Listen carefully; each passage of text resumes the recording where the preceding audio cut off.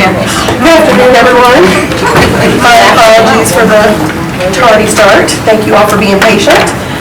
We're going to make a slight shift on the agenda today. And rather than starting with our legislative update, we are going to actually start with Dr. Brandon Miller. Thank you for joining us. Thank you.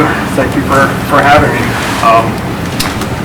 No PowerPoint today. Oh. I just want to point that out. I literally was looking thinking that's what was happening. I'm going to go real here. We'll see what happens. Oh, we got to pay attention. Also, apologies for, I think I sent you an updated version of the report that I'm discussing here today. The one that we uploaded into the Assembly system last week had some weird space issues where there were some things were getting pushed around on the page in a way. And so we cleaned it up and reloaded it. So I also sent it to you in an email.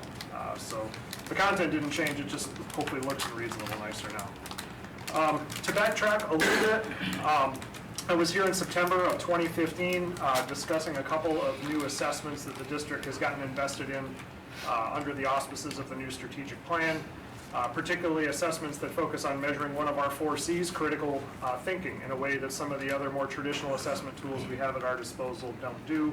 And at that time, we shared some preliminary results from some pilot work that had gone on with some schools in the district, took some direction from the board, and now we're another year down the road, and so I'm just bringing you back a little bit of an update with some new information on how that's working.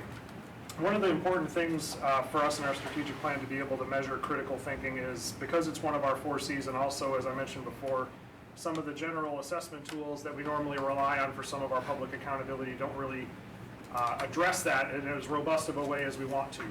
The Common Core standards that we have are riddled with language that implies critical thinking around, students being able to read passages and pull evidence and build arguments and compare and contrast things and experiment and those kinds of things. But the traditional assessments we have don't necessarily do that as well as the 2 we're going to talk about here today.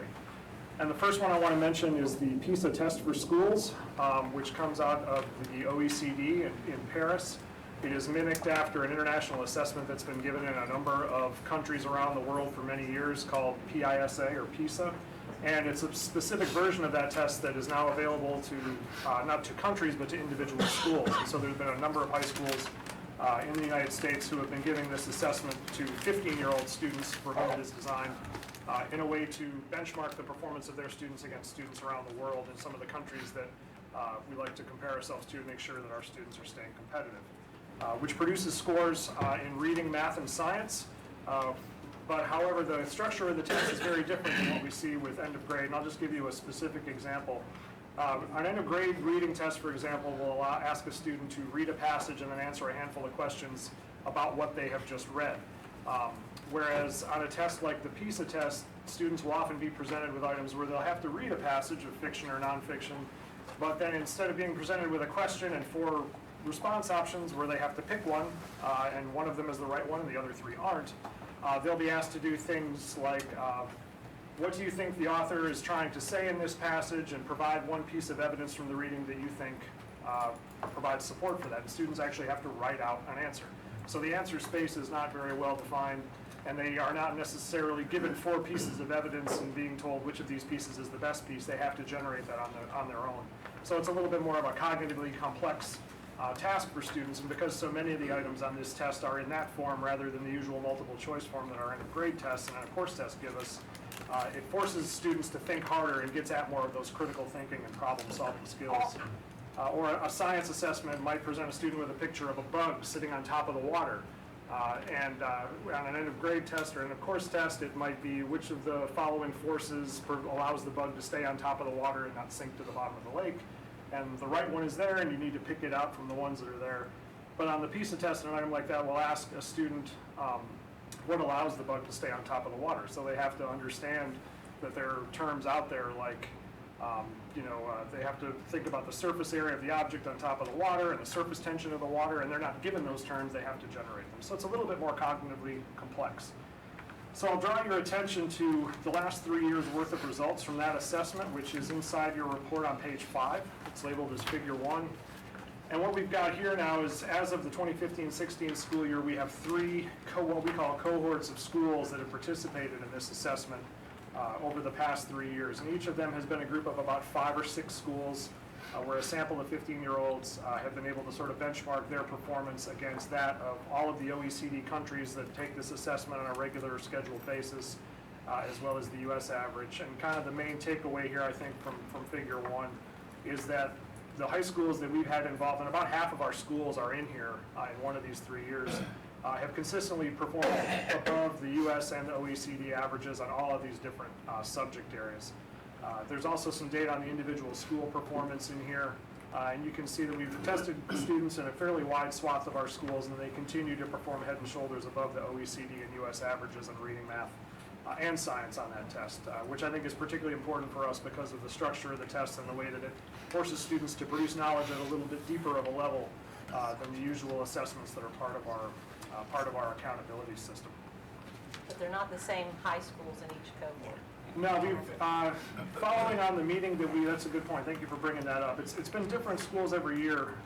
The discussion we had here at the table back in the fall of 2015 was our students are already exposed to a lot of testing, and we want to make sure that the value that we add here is important. So we decided to put schools on a rotational schedule where only about 5 or 6 schools each year would do it, but each school would have some data about every 3 or 4 years as we sort of work our way down the list of schools. So that's one of the reasons why they're on a little bit of a rotation. Also, we know that these data points don't change dramatically from one year to the next. So having a little point check over time against some of these international standards is probably a sufficient way to do it. Isn't PISA also administered every 3 years typically? Internationally, it's administered every 3 years, but the school-based test you can do every year. Right, so having a 3-year cycle or Yeah. a different not doing the same school each year makes sense given the original construct and design of the PISA concept. Yes, absolutely. Like 2015, I think, was the last major reading, math, science administration internationally. So it kind of keeps us in line with that as well. Because it has some of these open-ended types of questions, it's also expensive to administer and score. So that's another sort of part of we're trying to be as sensible about it as we can, but nonetheless maintaining what we think is an important data point for monitoring critical thinking. Dr. Mark? So, as we've talked about before with this, I mean, I do think these other tests are superior because they actually get at real information. But the information you gave us when we talked about this last time, when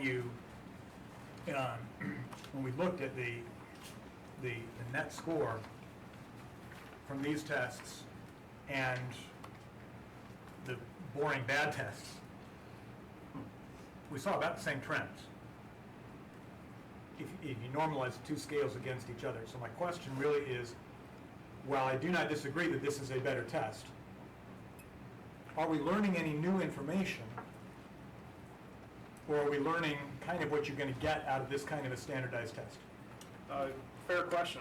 I think a couple of the things that you gain from this, obviously the international comparison is the big thing that people love. Correct. You can't get that with the tests that our state develops because nobody outside of the state of North Carolina takes them. But I think the other thing it does for us is when students are exposed to this kind of an assessment and teachers are aware of the kinds of tasks that students are asked to do and produce, it sort of changes the conversation in the classroom a little bit to say, okay, if this is the kind of assessment that a student's going to need to be able to do well on, and this is what the ask is in terms of the student performance, my instruction can't just be about memorizing facts and regurgitating facts. In order to produce on an assessment like this, they actually have to know work deeply. They have to be able to craft arguments and not just identify good ones that someone has already identified for them. Right. So I guess my question was brings more value. getting at the standardized test versus the good teacher-directed that can get it even deeper than what the standardized test can do for these more open-ended kinds of things. Absolutely. I think, a lot of teachers probably feel like this is the kind of assessment aligns better with the kind of learning they want in their classroom, the kinds of assessments that they would give to their kids if they were, if they were in charge, so to speak. And so I think that's another advantage is that it sort of decouples our old ideas about what assessment has to look like from what it could look like and brings it more in line with what a teacher might expect and even what a parent might expect their kid to be able to do. So, however, if you look at the scores for the schools, we're going to have schools that do well, we're going to have schools that don't. Math and reading and science is math and reading and science to some degree, but I think the model and the expectation that we set with the type of assessments that we talk about sort of helps us change that conversation in the direction that we all think we want it to change it. Yeah, part of my reason for raising this is what do we do with the scores once we get it? I think the more evaluation can be part of a learning process. I want every test I write to be a learning exercise. Then testing is valuable. depending on what we do with the scores, if, this is where accountability hasn't always given us better education. What we do with the scores, we need to be cautious, because I think we can run into the same ruts that we did with the not as good tests. When the test can lead toward positive learning, then it's Agreed, worthwhile. agreed. One of the other things that schools get in these reports, which we don't go into very deeply here because this is kind of a broad brush that Dr. Huang did for us on this, is it's about a 300-page report that schools get, and it allows them to unpack the relationship between these scores and the kinds of instruction students perceive they're getting in the classroom, the behavioral environment of the classroom, and all other kinds of factors that allow schools to sort of unpack them a little bit more. They do not give results for individual students because the test isn't designed to report scores at that level. It's more of like a school-wide measure, but it does allow you to pair that up with some data around what kind of perceptions do teachers and principals have about instruction in their school, and how does that correlate to some of the scores we're seeing here in a way that we don't necessarily get out of EOG and EOC as well. Ms. Mahaffey? I mean, I'm hearing how the test is set up and hearing how the questioning is set up, and as teachers, we know that how you frame a question is, 90% of the answer that you're gonna get. But it'll be interesting to see as we go through these cohorts and we implement our strategic plan, and those critical thinking skills get implanted more and more in our students' brains, what the next go around for cohort 1 will look like in comparison to this year. Absolutely. With And I those think that's critical one of the thinking, purposes yeah. it serves for us to some degree, absolutely. I agree. Ms. Kushner, did you have a question? Yeah, I was gonna ask, I was struck that the US average has, that's for math, but for reading and science have gone above the OECD average. That's what's striking to me. That math was so much lower than the Yeah. others? Well, that we were above Yeah. the average in I- reading and science. Is there, but is the national average, is that for one point in time, the one once in that 3 years? That's not every year? the US Yeah, average? the US averages here are from 2015, which is the most recent 2015, data we had okay. available. It's not All right. labeled clearly in the chart. I I guess that's apologize my for that. I question. think it's But- mentioned in the text, but we don't repeat it here. Okay, Um, but to be able to compare it to our cohort, it's probably 2015, at least. Yeah. It's- Well, and the other thing to Point in remember time. is it's 15-year-olds, and so if different states have different math sequences, a 15-year-old might be expected to get through a certain amount of content here in North Carolina, and that may or may not be the same amount of content a 15-year-old in another state might be progressing through. So that could also be part of why the larger disparity there. Thank you. All right, the second one I want to talk about is the back half of this report, the CWRA, or College Work Readiness Assessment. This is another one that we got into about the same time as the OECD PISA test for schools. And the CWRA takes a little bit of a different approach than PISA, and actually takes a little bit more of a leap, I think, into the critical thinking world. It basically has two halves to it. One looks fairly like a traditional standardized assessment that kids might take with multiple choice tests, but the second half of the exam is a performance assessment where students are presented with a handful of documents, data, letters to the editor, newspaper articles, scientific papers. The task changes from year to year, but they're given multiple pieces of source material and given a scenario, and then basically asked to craft an argumentative essay around a particular topic. So, for example, a city might be said to have an open plot of land in the middle of their downtown in an impoverished area, and there are different people in the community who want to turn it into a playground, and there are other people in the community who want it to become a community garden. And so one side is arguing the fact that this plot of land lies in a food desert where fresh produce is not available, and that's why we need to make it a garden. And another group in the community might be arguing that because of childhood obesity and lack of safe places to play because of traffic, means that it needs to be a playground. And the student basically is going to have to look at all the arguments on both sides and be able to write essentially an essay on demand in one sitting in about an hour that basically pulls from that, argues one side, and cites evidence, and potentially even tries to refute some of the evidence from the other side, which is probably about the closest thing to the daily work of a lot of people that an assessment might sort of touch on. And then students are given ratings. The papers are reviewed by human scores and also by some AI algorithms, some computer algorithms. And students are scored in their ability to use writing mechanics, to communicate their point effectively, and then also to be able to demonstrate critical thinking and problem-solving skills. And the nice thing about this one is, unlike the OECD test, the reporting actually separates how well students do on the multiple choice portion of the test from how well they do on the performance task portion of the test. And on page 9 in your report on figure 4, I think kind of one of the more important takeaways that we've gotten from this process is laid out here. There are about a little over 110 high schools around the country who administer this assessment. A lot of the schools that do it at the freshman year and the senior year to be able to track growth over time. As Wake has implemented this test, thinking about all the assessments that students already taken their freshman year and other issues, we've decided to do an annual assessment for the last few years of juniors. So it doesn't really map cleanly onto what the national group of schools does. So the light blue bars here in this chart are the freshman data points from the national group, and then the dark blue bar is the senior data point.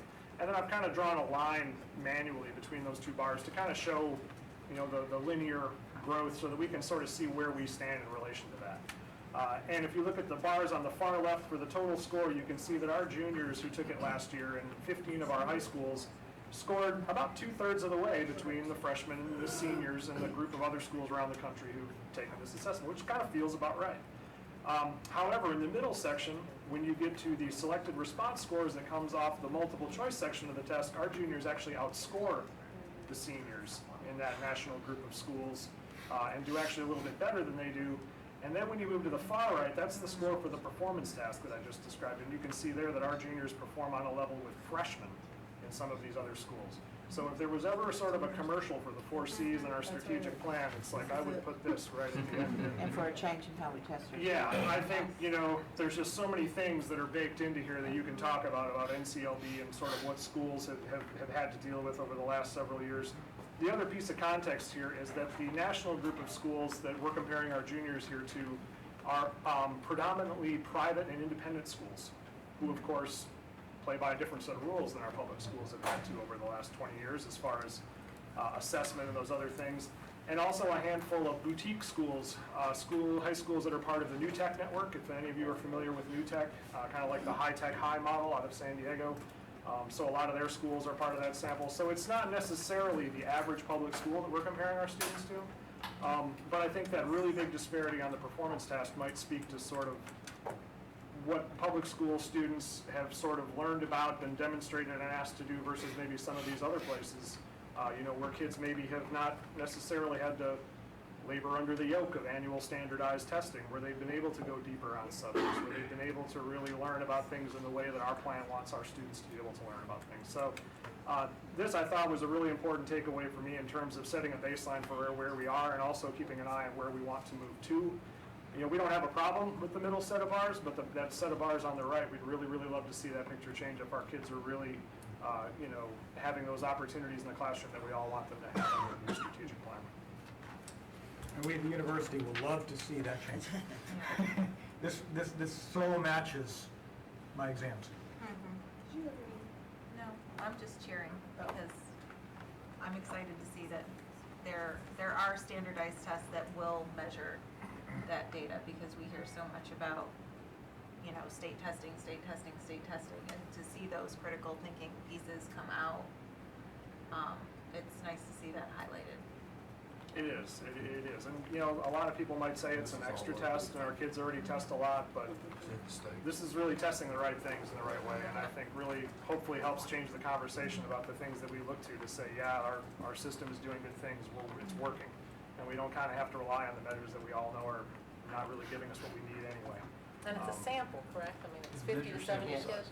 It is. Sample sizes are, we do 15 schools a year, so every other school, every other year, basically. And the sample size is about 180 students in a large comprehensive high school.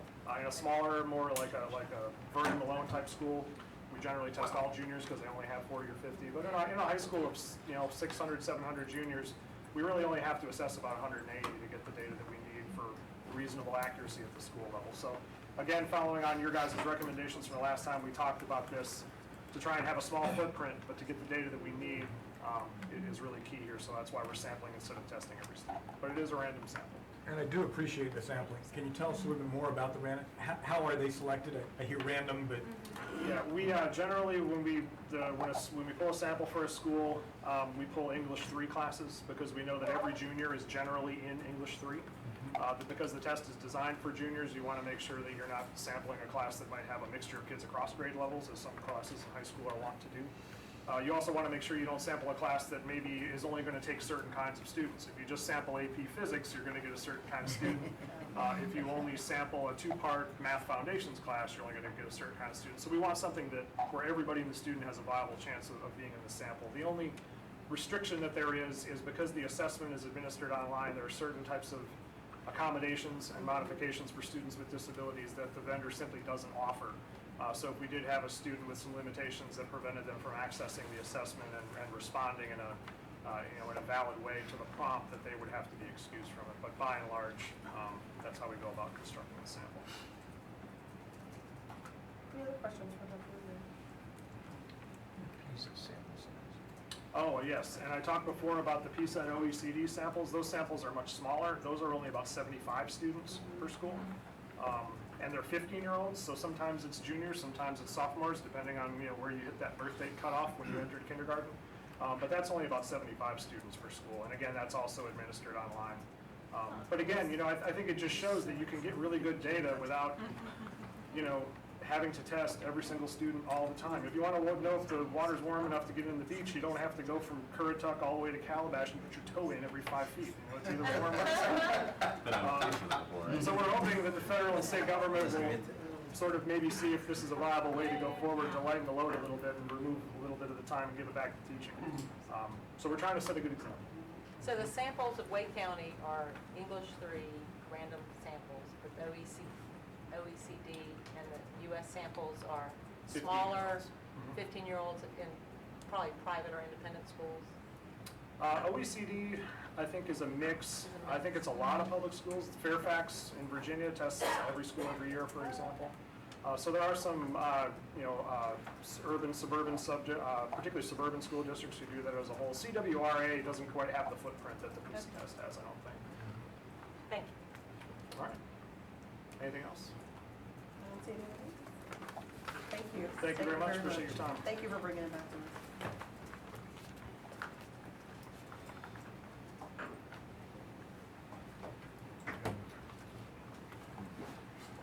Good afternoon, Mr. Crowder. Thank you for joining us. Chair Johnson, Hospital Board members, Dr. Merrill, we're before you with the legislative update.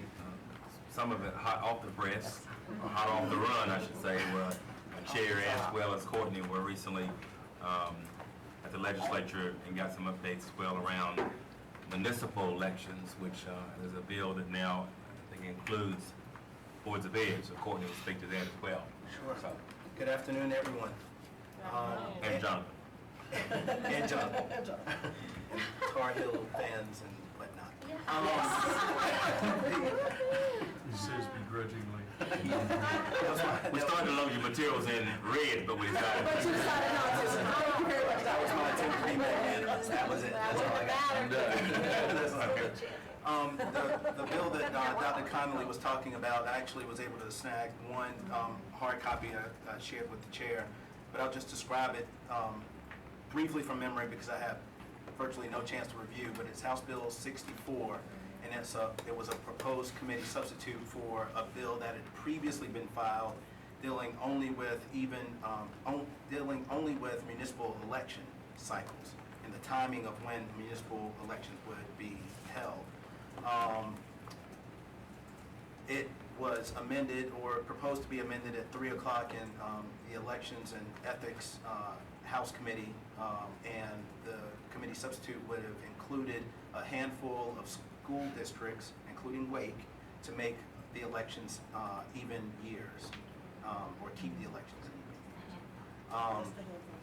And so when I heard that we were included in the bill at the sort of last second, I tried to get as much information on it as I could, but of course I wanted to not be too late for our update today. So more information to follow on that, but I did want to make sure you knew that was Not necessarily a bill that we have been tracking, but it's now a bill that involves us. So we'll keep an eye on that. Nothing about the districts themselves, this is just about the timing, as far as you know? Just the timing as far as I know. Yeah, so far, just skimming it and just the timing of these handful of districts. Okay. Yeah. So, generally, bills dealing with redistricting are not subject to the crossover deadline, which is set for later this month in April. So we're also staying vigilant and engaging on that issue as well. So initial take is that this will not do what the school board needs to be able to have some kind of districting bill that would go into effect in 2 years, at least in 2 years. Yes. This is just deals with an aspect. Correct. This deals with an aspect, but not that particular content, so we have to stay engaged on that. First read, it does give some school boards clearer definition about their election, like if you were elected in 2017 and you get 5 years, we are not one of those mentioned. Right. That deals with the staggering. Yeah, Deals with which the is staggering interesting. issue so that you don't have, massive sort of turnover. But didn't deal with us. Correct. That was already done to us. No, that's not what I'm saying. My point is they are fixing it for certain counties, not ours. But the fix would only take it House Bill 64. back to odd. They already fixed us. What we'll do, what we'll do is we'll take a read of that bill, Yeah. we'll summarize it, and based on sort of where we are now, so that we can answer all those questions, and if we need to follow up individually, we will. So we'll handle that. Also wanted to point, so as always, we, provide an overall tracking document for all the bills that we are specifically following, for Wake County. I should point out that there are many more bills dealing with education that are filed every year, but oftentimes they are local bills, and so for local bills dealing with other communities, we don't add those to our tracking sheet. We really only track the ones that deal with us, so I wanted to point that out just in case, because I know there's a wide variety of information that's being provided, but I just want to make sure that I pointed that out to you. And to that point, the DPI update that I pushed out to you earlier this afternoon is just that. It's all of the education-related bills, K-12 as well as higher ed. So that documents all of them. In this update, we only want to deal with those things that directly relate to us. Okay. So I wanted to point out a couple of bills that are sort of on the move, or things that I want to make sure that you are aware of. One of which is House Bill 155. The short title is Modify Educational Licensure Requirements. And basically this bill, it expanded the activities that qualify for a continuing licensure for retired teachers. And in the short summary you'll see there, it sets out those various activities that just allow for teachers that have retired to remain in good standing with their license, and thus presumably remain available for any type of short-term duty. I think the bill passed the House 115 to nothing. I mean, it was pretty much cast as a common sense piece of legislation. So I wanted to make sure that is now in the Senate and we're waiting handling, but I want to point that bill out to you. Another item, House Bill 450, which is the Future Ready Student Act of 2017. And this is a bill that deals more directly with continuing education.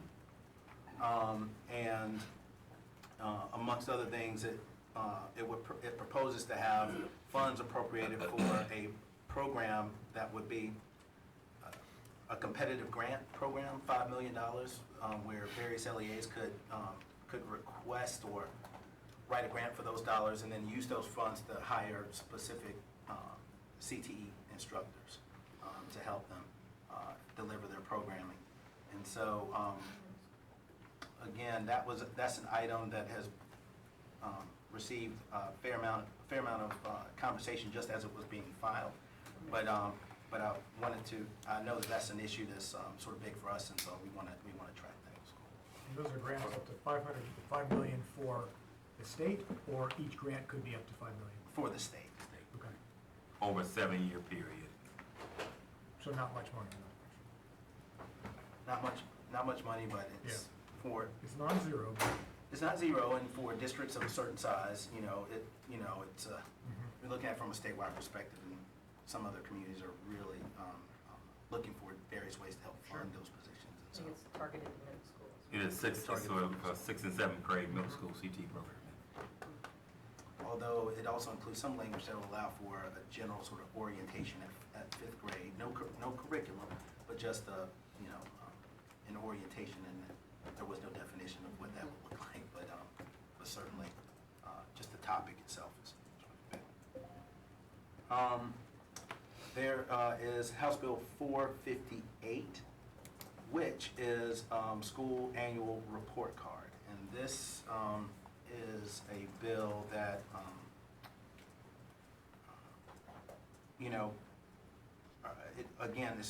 it also passed the House already at 95-22, so there was a little bit more conversation on this bill, but essentially it just set up where there will be a report card for both growth and performance. And so it said it would essentially make each school have 2 report cards, or 2 grades, 2 separate grades for those topics. Because this bill passed the House, I wanted to make sure that you all were aware of it and what's going on. Okay. Just a couple of items on the Senate side that I wanted to point out really quickly. One of which is Senate Bill 511. Well, there are a couple bills that have been filed over the last few weeks that continue to deal with school construction. We flagged those items, and we're having the team review those. And I think if we if we have a position or we have additional information to provide you, we'll do that afterwards. But I think we are always sensitive to school construction issues, and so we flagged those, and I've sent those over to Joe and Betty just to sort of help me do a quick read or a deep read on those, so we know what the full implication could be for us. And 511 is one of those bills. The other is Senate Bill 541. Now, Senate Bill 541, the short title is Teacher Compensation and Exceeding Maximum Class Size. It is attached to your materials as a separate attachment. That bill's filed by Senator Horner, and at this point, only Senator Horner. It's not been assigned to committee as of yet. But with this bill, again, it takes on class size. It makes a maximum class size for kindergarten through 3rd grade. 21 students, 1 teacher to 21 students, and should not exceed 1 to 24, beginning in the 2018-2019 school year. It also goes on to talk about class size in the following school year being 1 to 23, and a number of reporting requirements, and ultimately leads to language that basically if a school district or a class is out of compliance, the teacher would be compensated for those additional students in the classroom, and the county would be on the hook to pay that additional assessment to the teacher. So a 5th grade class with 30 children in it, the teacher gets a salary, but a 2nd grade class with 4 children above the allocation would receive additional compensation. Yes, sir. That makes a lot of sense. Okay. But this says it's going to start in 2018. What happens about 2017? Because that's what we're facing right now with today's budget. Yes, sir. So this doesn't address that gap. Yes, sir. Okay. Interesting. I bring you good news, sir, from the legislature. For 2 years from now? Yeah, I can tell you're a Carolina grad. He's not. That's offensive to a Duke grad.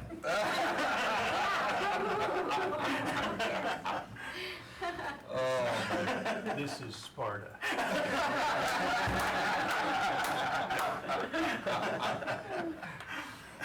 Oh, man. Well, but I do want, again, I wanted to make sure that you were aware of that particular item. All right. Okay? I can't imagine what a teacher teaching 3 AP classes with 35 kids apiece in them Yeah. would say about this piece of legislation. Well, I think you can imagine what you said. Oh, yeah, You can imagine. It goes from 24 students, I think that would probably apply for 17, 18, because it says at the end of the second school, one teacher per 24 students, and then in 18, 19, it goes down to 23 students, and then at the end it says it's effective, it's effective right away, effective for the 17, 18 school year. So I think that there's language Okay. that would cover 17, 18. Thank you, John. Yes. Well, is it early to alert the County Commissioners Association that this either puts county commissioners on the hook for extra salary or the facilities to do these kindergarten and first grade?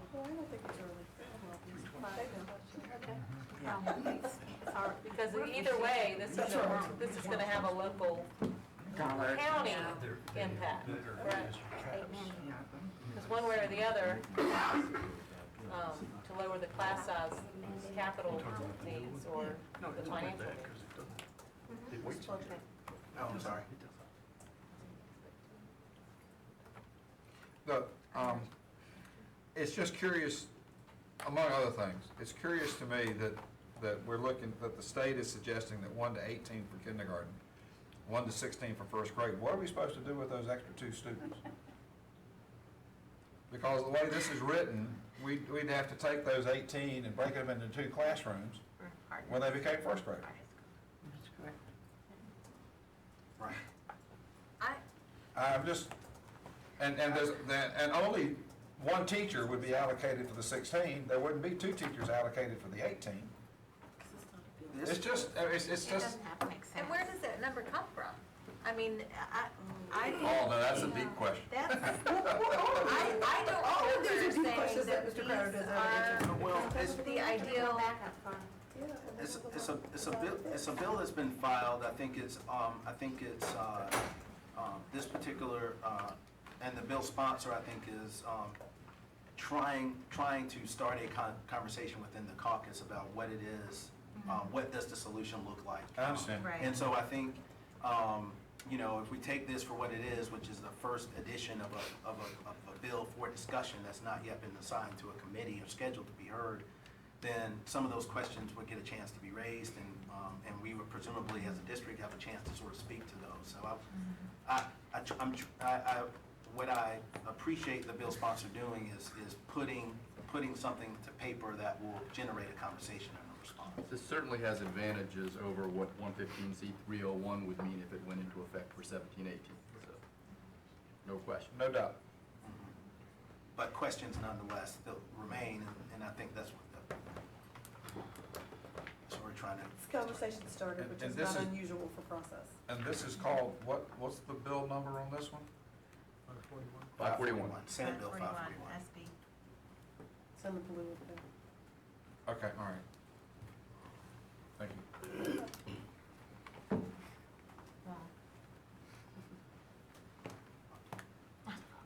Just, I think during last week's focus on HB2, I think there was either an introduction or a partial passage of Senate Bill 325. And Courtney's and I have not had a chance to talk about this, but it's called the $1 billion middle class tax cut. And I think McKissick was arguing against it, but a reduction of revenue in year 1 to the state of $324 million, year 2 $710 million, and by year 3 a reduction of over $800 million to state revenue. Now, a benefit, sure, as a tax break for certain citizens, but I don't know if you could either keep an eye on it or see whether it's got legs or whatever. 'Cause I will. where it gets covered over the next few years as a reduction always worries me, so. Right, and right now, it has actually been placed on the calendar for for today, for the Senate. And so, So has it? It's not- it's Has not- it already come out of committee? it's come out of committee. Okay. It's come out of committee. After the discussion, it went back to rules and then went straight from rules to the calendar for today. So we'll keep an eye on that, because I think there was some sort of broad discussion about how taxes or tax reform would be handled this session. And so this is outside of what I understood tax reform discussion to be. So maybe the House has a different perspective on this when they receive it from the Senate.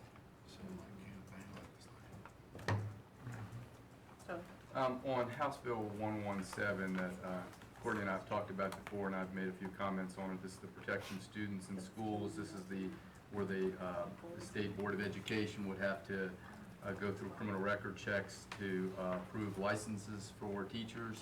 I just wanted to sort of give a shout out to the district that they've been asked by DPI to provide some feedback on the bill, and I've seen some of that feedback that went back to the attorneys for the DPI, and very valid, I think helpful feedback on it. One item on there was, as you recall, that the state can grant conditional licenses, while the district, so that somebody could be hired while the state goes through the fingerprinting checks, which can take a while. And some of the feedback that the school district asked was, that's going to need to be done expeditiously. I mean, we need to be able to get those conditional licenses quickly. And then the second point that was laid out was that, and if it turns out down the road that the state says we're not going to grant the license ultimately, that shouldn't become like an audit exception to the district. At that point, that should be, okay, you've approved the pay through the time of the conditional license. If you're pulling it now, the district will have to move forward with finding somebody else to do that job, but we don't want this to become now an audit exception if the district's going through their own hiring procedures. So that was some of the feedback. I think the district did a really good job of providing some feedback. Hopefully that will be incorporated into the bill, or at least the rollout of the bill if it's approved. The bill was actually heard in committee today, and there was a committee substitute for that was ultimately accepted. Bill will be placed on calendar probably tomorrow. When they issue the second edition, I'll send it around to you, Jonathan, so you can just check it for those, make sure those items were included. But it was a good discussion on that bill today, mostly about the fees and the cost of implementation. Yes, ma'am. For the local bill for the SROs at the new Apex High, while they're at green level, is that just kind of sitting and waiting? It is. It's been passed over to the Senate, so it's in Senate committee, just waiting for, in the Rules Committee, waiting Rules to in be assigned. operation. Okay. I read that. So we're looking at some of those. Class size reporting.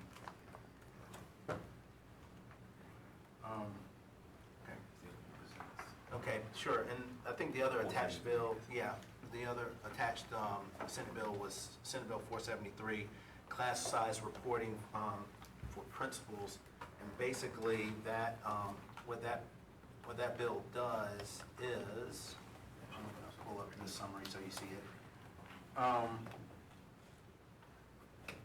On your attachment, it says 47, but it's 473. So it requires principals of each school to report non-compliance for class size requirements. And send that information ultimately to the superintendent the first day of each month. And then, and of course, the superintendent will report to the local board when we have schools or classes that are out of compliance. Great conversation starters. I'm curious, I know that we have data managers who's worked furiously to complete a monthly principals report that shows how many students each teacher in that building, and if they're one day in that building, or 2 days in that building, or half a day in that building, how those teachers are doing. Surely that data already exists. I thought exactly. Okay, all But this bill would increase the reporting requirements. I mean, there was a reporting requirement for February of each year to the state board. This would add a reporting requirement of November But and. they already get the data. It's Yeah. in their computer. Right, exactly. So let's have 2,200 administrators fill out another report and send it to Central. It's already in their computer, for Pete's sake. All right, Got it. pardon me. I understand your frustration. All good. I mean, why have people fill out the information if they're not gonna use it? But we buy do you a sign, roll of but red tape. principals do sign off on it. I know they do, but the PMR goes to Yes. DPI every month. I read this more as you and I must address it on a monthly basis. The That's board how- and the superintendent. That's It's how I more read, about, this is accountability. it's more about that. Amen. It also takes the teacher out of the mix. It used to be that any teacher has to report if there's non-compliance, and now it starts with the principal, takes the teacher out of that. It's nice to see Well, one thing but taken To the off superintendent. of the That's what teacher's desk. It's called the principal's monthly report. Yeah. Picking some up. And giving it to the To the principal. superintendent. Well, you know, how many tests do they have to complete every day? Over 960. Yeah, so 161. Or responsibilities in the Right. school. But we'll be lowest in principal. On that cheery note. Yes, I know. It's just- I don't suspect next week we'll have too much committee activity, but crossover, legislative crossover, is April 29th. And so, we will soon be able to know sort of which items are viable or eligible, as we sort of go into what we expect to be the heat of the budget debate. Can you remind us what crossover is again? Crossover, thank you.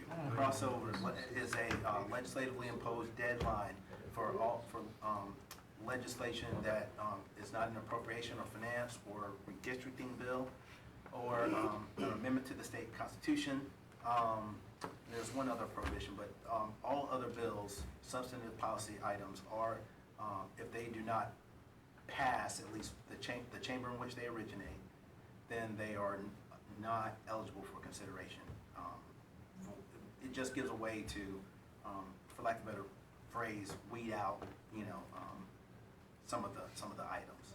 Except for the ones that you mentioned, redistricting and Appropriations, finance, amendments, proposals that would amend the state constitution.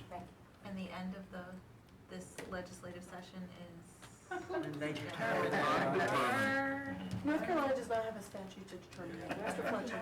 Just refresh my memory, which house creates the budget first this year? The Senate. The Senate. Yes, sir. Okay, all right. Yes, sir. And And is there any movement on that at the moment that's been made public? Not that's been made public. All right, thank you. But there's certainly been, there have been appropriations committee hearings, presentations from various agencies and So gathering input. gathering input, and We do that in presumably, November. and presumably the committee is working outside of, the Okay, all right. the committee meetings. Thank you. Yes, sir. And on the appropriations, that word, as an exception to crossover, needs to sort of have quotes on it, just because the budget bill has many substantive provisions in it that Many. you've got to go through, that you often try to understand how that is connected to appropriations, but. You must have read my mind. I was like, Yeah. hey, let's talk about how they're Right. substantive I know relative to the that budget. you wonder about that. Well, and even to add on to that, there are substantive items that appear in the budget that have not appeared in any committee. Right, exactly. So the budget document is always one we have to read closely because there are just items that just have not been discussed anywhere in the building, and they sometimes will appear. Yes. So, Any other questions? Thank you very much for Thank you. thank you. delivering the news. It was still very illuminating. And apparently a team in Chapel Hill won the national championship. I heard nothing about that. UNC No. is Dr. No, I University national champion. feel bad for Southern University of Colorado. There's some sad Pacific Northwestern. I'm just here Gonzaga. Oh, man. I didn't like We appreciate y'all bringing it. We can watch it from Durham.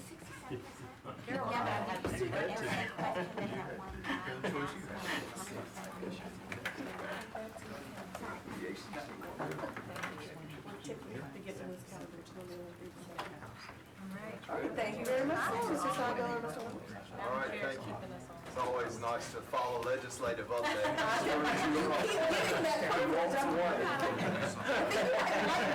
This is like the second time. Sit around and walk, man. We gotta stop meeting like that. That's right. Yeah, I don't know which one's ahead. In February, Mr. Steinmiller presented a bonus retention plan for the bus drivers to the Finance Committee. The purpose of the plan is to attempt to retain our bus drivers into the end of the school year and through the summer so they will return for the traditional calendar year next year. This item's on the agenda for discussion and work session today, then it's also on an action item in the regular board meeting. And I'll turn it over to Mr. Steinmiller to give some of the details behind it. You should have information in your packet related to this item.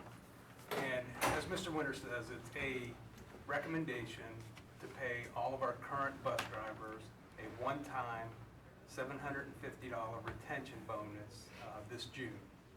And it simply is in an effort to retain bus drivers. Hopefully they'll stay with us and come back in August so that we can get a strong start to the new school year.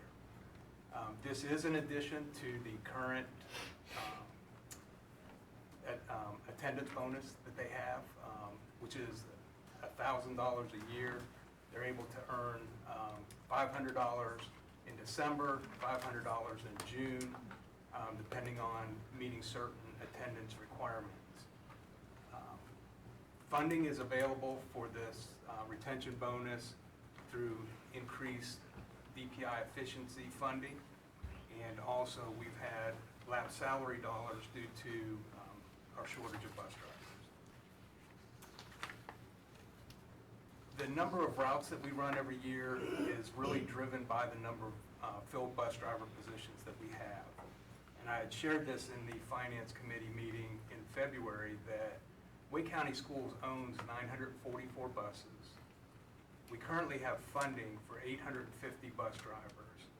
And we've unfortunately had to park 166 buses over the last 3 years due to the reduction of the number of filled bus driver positions.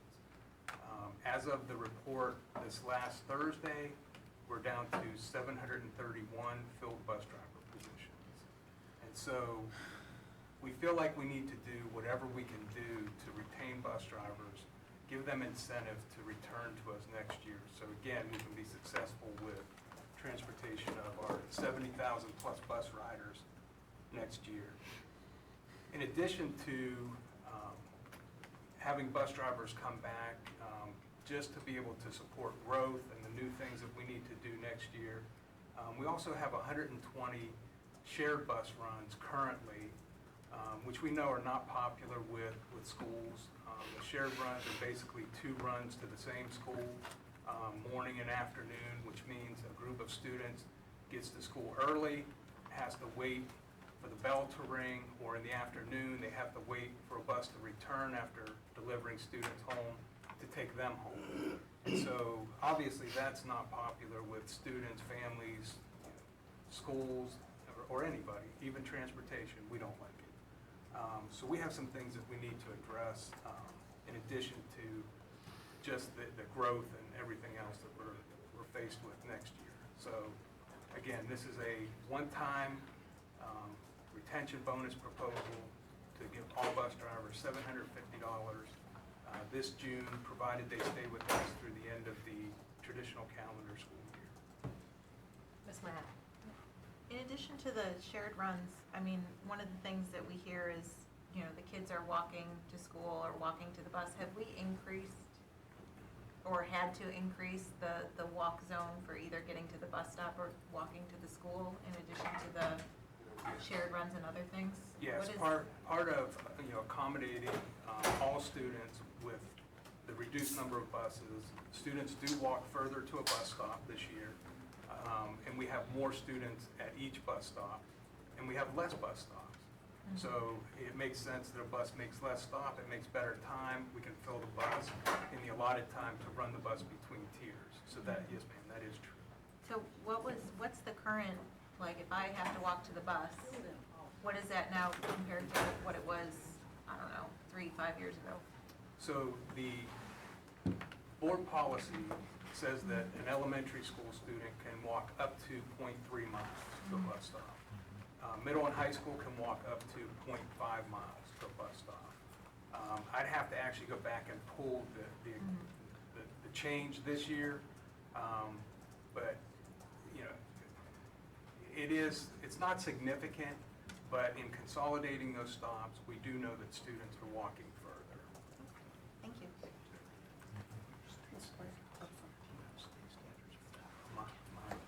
Like a mile and a half, or 1 mile for state standards. Mr. Board. So the state standards are 1 mile. A bus has to pass within 1 mile of a student's residence. Good now. At all levels? Yes, sir. Yikes. If we have a bus driver who starts right after spring break, they're still gonna be eligible for their $750, is that correct?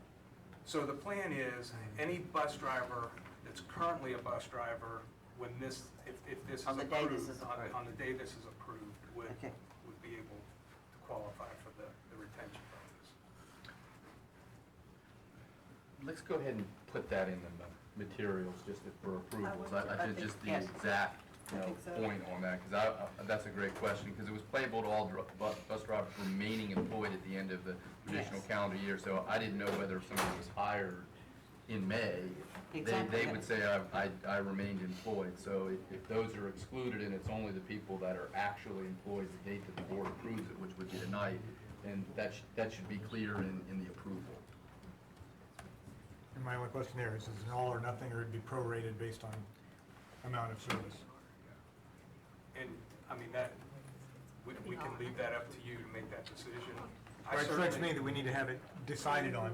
Well, it's all or nothing right now, Yeah, Like, the intent was all or unless nothing. you want to change it. yeah, no, that, but it just, as long as it's clear in whatever the motion ends up being, I think all or nothing makes sense. And you prefer that approach over the approach of if anybody's actually employed at the end of the school year, that you don't want to include them all in it? I'm just wondering if you're trying to retain them, but. Right, so the advantage, if we were to prorate it, is that anybody coming in would get some type of retention bonus to stay with us to the end of June. The intention of the bonus is to do that. But the original intent of the recommendation was, if you are currently employed, when the bonus is approved, you would get the full bonus. So I guess my question is, how much of our challenge is retaining to June, and how much is making sure they're here in August? Yeah. Because in my mind, that is going to be even more critical. I mean, we've got to keep through the traditional year, I get it, but into next year is even more critical for retention. Absolutely. I mean, I can share some statistics with you. Over last summer, we lost 78 drivers, but we were able to hire 51 drivers through the course of the summer. So the net loss was 27 drivers. So yes, it's just as important. I feel that if we put the retention bonus out there, that's one more thing that we're showing in good faith, to do something for our bus drivers, and we're hoping that good news will help retain them to the end of the school year. They won't leave for a summer job, and they'll come back to us in August. It's a fine line on the timing. I mean, Yeah. one of the pieces that Bob faces is that the tail end of May and beginning of June, he will lose bus drivers looking for something, that employment over the summer. So, Yeah, that makes sense. yeah, both is the answer. Well, we need to get the wage up to what a reasonable wage should be. That's fine. I was gonna ask if you're tracking the attendance based on the attendance bonus and how effective that is in increasing our attendance for our bus drivers. Yeah, so about 70% of our bus drivers qualified for the attendance bonus in December, and I don't know exactly what that number is tracking to be for the June attendance bonus, but we've been offering this for a couple years now, and it's been right around the 70% that have qualified. So it has been beneficial. Yeah, Dr. Murray, is it, and I'm not against this proposal here, but in terms of sort of future next steps, do we have HR at the table and our talent acquisition folks helping us with recruitment and retention strategies? Not, and this is not a knock to transportation folks, but what we're talking about is really HR, recruitment and retention strategies. And so they seem to be sort of the missing seat at the table in this discussion. No, they're at the table now. Bob and HR are trying to right now explore the dual employee roles. Where can we get that with the new hires? It's a little hard to retro apply to current employees, but you can clearly set that up as part of job requirement for new employees. So they are exploring that possibility right now. I'm hopeful too that some money in my budget tonight is planned to address compensation for all bus drivers as well, which I'd love for us to get out of these nibbling efforts to make a difference and just pay at a level that says, I want to be a bus driver. So those two things are at work right now. But HR is involved. Okay. Don't mean to steal your thunder from the budget, but. There's plenty of thunder. It's not even college. Just, and again, not opposed to the bonus, but hard to kind of think about it and approve this without kind of seeing, or at least hearing, or having some sense of what the There's a longer term. Yes. future Right. steps and Yeah. next steps are. So it's helpful to hear some of that. There's only so many Band-Aids. Yeah, and, I mean, I've talked to Dr. Merrill, and I'm sure he's passed on to Mrs. Miller. We're not the only ones having an issue with this, which was also interesting to hear, and I met with the city and county. Do we have issue? Both city and county having huge bus driver issues, and as Okay. you all know, the county's already bumped up their salary. So it's a very interesting, so for me, that's a different HR conversation as well, in terms of the pool. Which are my reason why we might need to be more both proactive and aggressive, It was an agreement. whatever strategy. Which is why I met with How those long two have we teachers. been in the negative? How long has this board known we were in the negative of bus drivers? Say more than 25 bus drivers. Well, we've been reducing the number of routes because we've been losing bus drivers over the last 8 years, really. I've been in this position 8 years. When I started, we had 930 bus drivers. Again, we're down to 730. So it's been an ongoing issue, but I will say that part of that is, that we were able to, through a reorganization of the department, we brought on a very strong team to route buses, and we found some efficiencies. So, I don't want to say that we were inefficient in the past, but we found ways to be more efficient. So there's a lot to that equation in figuring out how short we've been for a long period of time.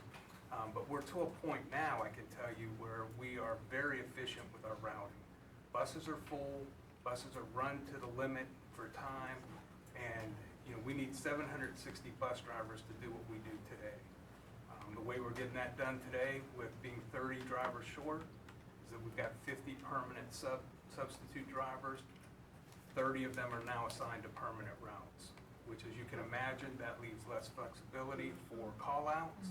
And when we have more call-outs than we have substitutes, we're making daily adjustments, and we're at the risk for buses running late. I will say a couple of pieces to that. Once the economy improved, we had a bigger hole, because as jobs became available again at higher rates, the hole started to increase. And with Bob's attendance bonus, there was a time period several years ago that we had a high absenteeism, and that's why the attendance bonus was put in place, and it has made a difference. I mean, it's made a big difference. Because we had substitute bus drivers, they ended up driving every day, and again, once your hole begins to grow, we can't afford to have the substitute bus drivers driving every day for an absent employee. You know, you always will have absenteeism, sickness, or whatever reason. But for the past few years, that hasn't been as big an issue. That attendance bonus did help with that. So at what point do the substitute drivers then get bumped? They're on a permanent route. When do they get bumped to a permanent employee? They are permanent employees. They're currently an 8-hour-a-day employee. We call them permanent subs because they are there to substitute for absences. But they show up every day, full-time employees, full benefit. Yes, sir. I was just worried about losing them. Well, and we made that shift a couple of years ago too, for exactly what you're talking about. Any other questions? And Mrs. Snowmiller, I want to make sure you had the change Mr. Bloomberg mentioned to ensure that it's included. Okay. Certainly when you come up and present tonight, that you would note that this would be will apply, the eligible people would be those that are current bus drivers as of tonight, so that the motion and all can reflect that. Right. Appreciate that. And is the board good with this, just so that with the plan? Okay. Okay. Thank you very much.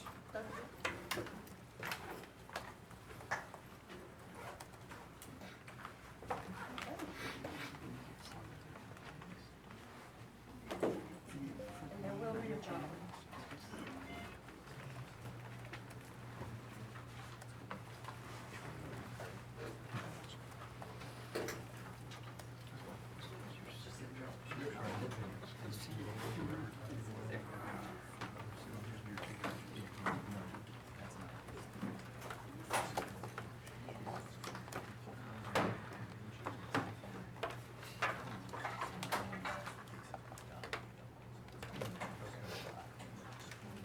Good afternoon. Good afternoon, Mrs. Moore. Nice to see you. We had to make a correction, additional slide, so you've got 2 items loaded. The one that's got revised, the one that's got revised in the title is the one that we'll be working with.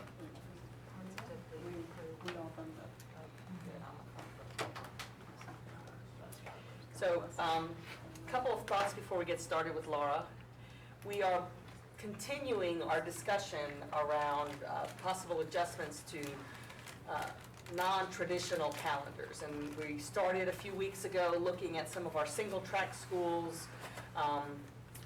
We had brought that to the board forward as an action item, and the board wanted some additional time to discuss and review.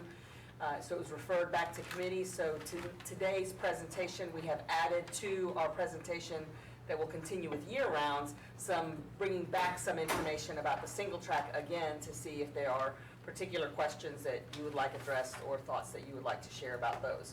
So based on the non-action at the last board meeting, we're incorporating that into this presentation as well. And I think we'll be moving forward with, as Dr. Martin has suggested, sort of looking at this as a slate of changes when and if it comes to the board again for approval. And just to be clear, today we will start the discussion with some similar information that you've seen before, but this time we'll be focusing on multi-track year-round schools. We've thrown in a little bit of additional information around feeder patterns and what they look like. We'll continue with information about where the schools are located and what demand looks like, as well as what current crowding looks like and what seat demand looks like based on our existing structures. We will get to a point where we will tell you which year-round schools we're not looking at all, which should make sense based on what we've shared with regards to what's on the maps with demand and crowding. We'll let you know which schools we have looked at, and then we will actually go ahead and give you a recommendation around 3 schools that we would like to look at moving forward as possibly converting back to traditional. And then we will come back to the single tracks to see what kind of information you have there. Depending on how the conversation goes here today, we will open up a forum for parents to provide some feedback, and I'll give you more information about how we're going to do that feedback a little differently this time. And then we'll look at next steps. Right now, we are not planning to bring anything to the board as an action item for decision until the first board meeting in May, so that we have another opportunity at the next board meeting in April, should you desire and it be necessary, to bring it back and answer whatever questions or look at whatever feedback. Any questions before we get started? All right. Thank you for the opportunity to be here. I've been watching your meeting and the transportation, the budget, all the things that you have on your plate. I just like, oh my gosh, here's one more thing when we talk about non-traditional calendar schools. And I just want to say how much I appreciate the work that you do for Wake County, serving on this board. I mean, it's a lot. So I'm bringing you one more thing here. We've been looking Thank you, Laura. We've been looking. Just one other thing I want to say is that Laura and I did decide that we were going to integrate this half of the table. I don't know if any- We've been worried about that. All right. Down here, thank you. Yeah. I can't see or hear what's going on down there, so thank you very much, Sean. Okay. You don't want to put all the men down there, that's not looking good. So, Junior high dance, right? we just want to start by saying, we really try to hug your policy when we bring things to you. And so we do have policy around offering parents choice related to school calendars, since we do have a number of different calendars at our schools. But we also have policy related around operational efficiency. And that's the bigger driver of what we're bringing you today. In a minute, we're going to give you a big picture of our multi-track schools and how we've got some efficiencies going on that are not helpful to us, okay? Another thing I wanted to make sure we talked about is that, why do we even have multi-track schools? One of the biggest drivers, well, our original driver was choice for parents, if you remember way back. But then ultimately, we got into multi-track because we needed the seats for growth, okay? And we still need the seats for growth, but we need them in different parts of the county. We don't need them everywhere, okay? But we still need them, and in no way do I want to give up multi-track seats across the district. We just couldn't do it, okay? But as long as they're operating full, we're gaining seats and we're saving taxpayer dollars, okay? All right, so we have, is it 27 multi-track elementary schools, and we have 9 multi-track middle schools. I'm going to give you a big district-wide picture, okay? But that's not the end of the story. There's a lot of little bitty details underneath the big district-wide picture. So starting with middle school, because that's where the inefficiency is the greatest, we have 9 multi-track middle schools. 7 of the 9 are under-enrolled. When a multi-track middle school is under-enrolled, we are not using the additional seats. And it's costing us additional resources to keep each of the tracks equitable, okay? And that's a big driver for this discussion, right? Yes, Kathy? because I'm sitting on a request from a middle Yes. school to drop a track at a grade level and move the impacted siblings at either that same middle school or elementary, because otherwise they can't function unless they get additional resources, and even then it'll be a small group. Yeah. Okay, so we start with, Laura, might we note that you've got that line drawn at 100%. yes, So that you're going to be telling us that we need to be at 110%. Yes. And if we go there, then one more school, absolutely. so therefore only one Absolutely. middle school reaches that line right now. To have equitable distribution across tracks and not have to supplement resources, and to use the available seats as we need them in the crowded areas, we need our multi-track schools full, okay? And there's a reason to actually go over full, and we'll talk about it in a minute. A lot of it has to do with attrition over the summer, okay? But let's just, we're looking at a big view. We're looking at a big district-wide view now, talking about middle schools. On slide 6, these are those same 9 middle schools. Green circle means there's unused seats. The bigger the circle, the more they're unused, not filled right now. We have 2 schools that are actually functioning full and are actually over full. I love over full, okay, when we're talking about multi-track schools. I love over full. So having 7 big green circles like that, we've got a bunch of seats we're not using. When you look at slide 7, I'm just giving you a lot of information here. On slide 7, the yellow circles represent the applications to attend those schools. Bigger the circle, more applications there are, okay? Now, As calendar option. as calendar option. Now, there's a couple of little things in there you don't see in the picture, okay, in either one of those pictures. On slide 6, Holly Grove is in a high-growth area. It's got a few available seats, but that would not be on my short list of schools to change to traditional, because I know I need those seats, and I'm gonna need those seats for a while. Because you okay? know what's coming from elementary into. Well, we know what the growth looks like Yes. down in that area. We know when the next middle school is gonna come online, okay? And Holly Grove. And Elementary. additionally, when you compare that to page 7, the little yellow circle, up until this year, Holly Grove Middle School was not an application school. You remember last year in the enrollment plan, we took a little area away on the southern part of the county and said, instead of busing these kids to Lufkin, let's let them apply to Holly Grove. It was a transportation efficiency. So they just became an application school. So that's why their circle's so little. Then take another school, Rollsville Middle. Rollsville Middle has a big green circle, but that's another area of high growth, okay? And also, if you look in the yellow circles, doesn't even have a yellow circle because it's currently not an application school, but in our recommendations regarding the track 4 schools, we said we would name Rollsville Middle as the calendar option for the 3 Eastern Wake Middle Schools, East Wake, Wendell, and Zebulon. So there's a lot of underlying factors that you have to really process through. We're trying to do that for you, but don't ever hesitate to ask if you don't understand something, okay? And then the other picture on page 7 just is where are those applicants coming from? That's no surprise. You know, they're right around where the schools are, it's where the applicants are coming from.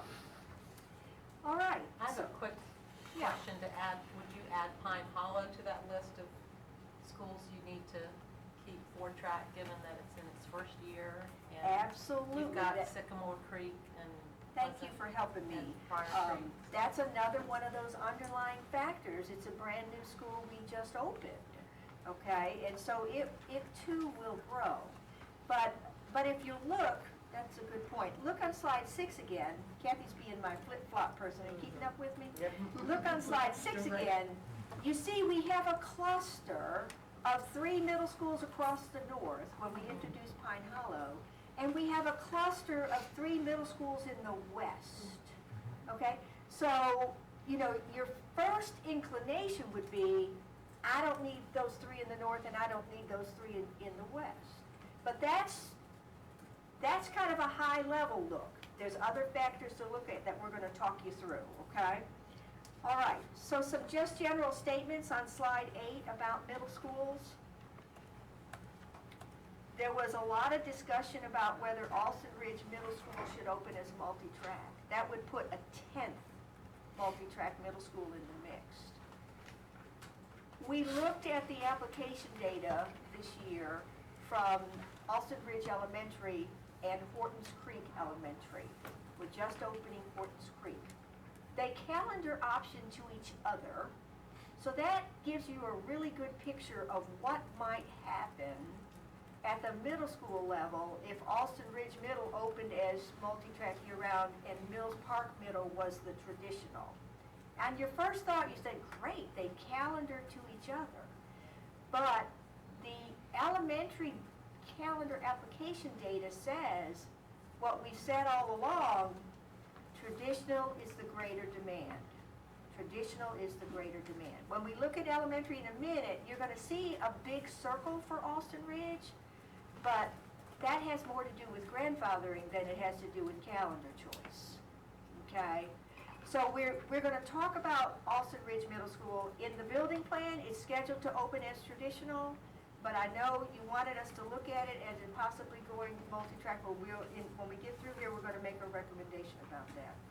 Just some facts, our multi-track schools range in size from 1189 to 1779. That's really big, 1779. Right now, with our 9 schools, our multi-track capacity is 12,242 seats. That's planned capacity, okay? We have 10,350 students sitting in those 12,242 seats. That's an 85% utilization across the district, okay? All right. In my office, we manage the application process every year. And when we set up the calendar application, it's a computer program. When we set it up, a couple years ago, we realized that we need to assign more kids to a multi-track school than we would necessarily assign to a traditional school. One, because we need the tracks full, and 2, there's quite a bit of attrition that happens throughout the summer. When we do the application process, if we overfill in March, we're more likely to end up where we need to be on the 10th day of school. Okay, so we've been operating in our office with this target multi-track utilization of 110% for a couple of years. You just didn't know it. Okay, sorry, keep it secret. But it's all in our way to get to where we want to be in the end. Okay, so 110% has been our target. All right. So if 110% is your target, and you're currently only using 85%, you only have 10,350 students in those seats.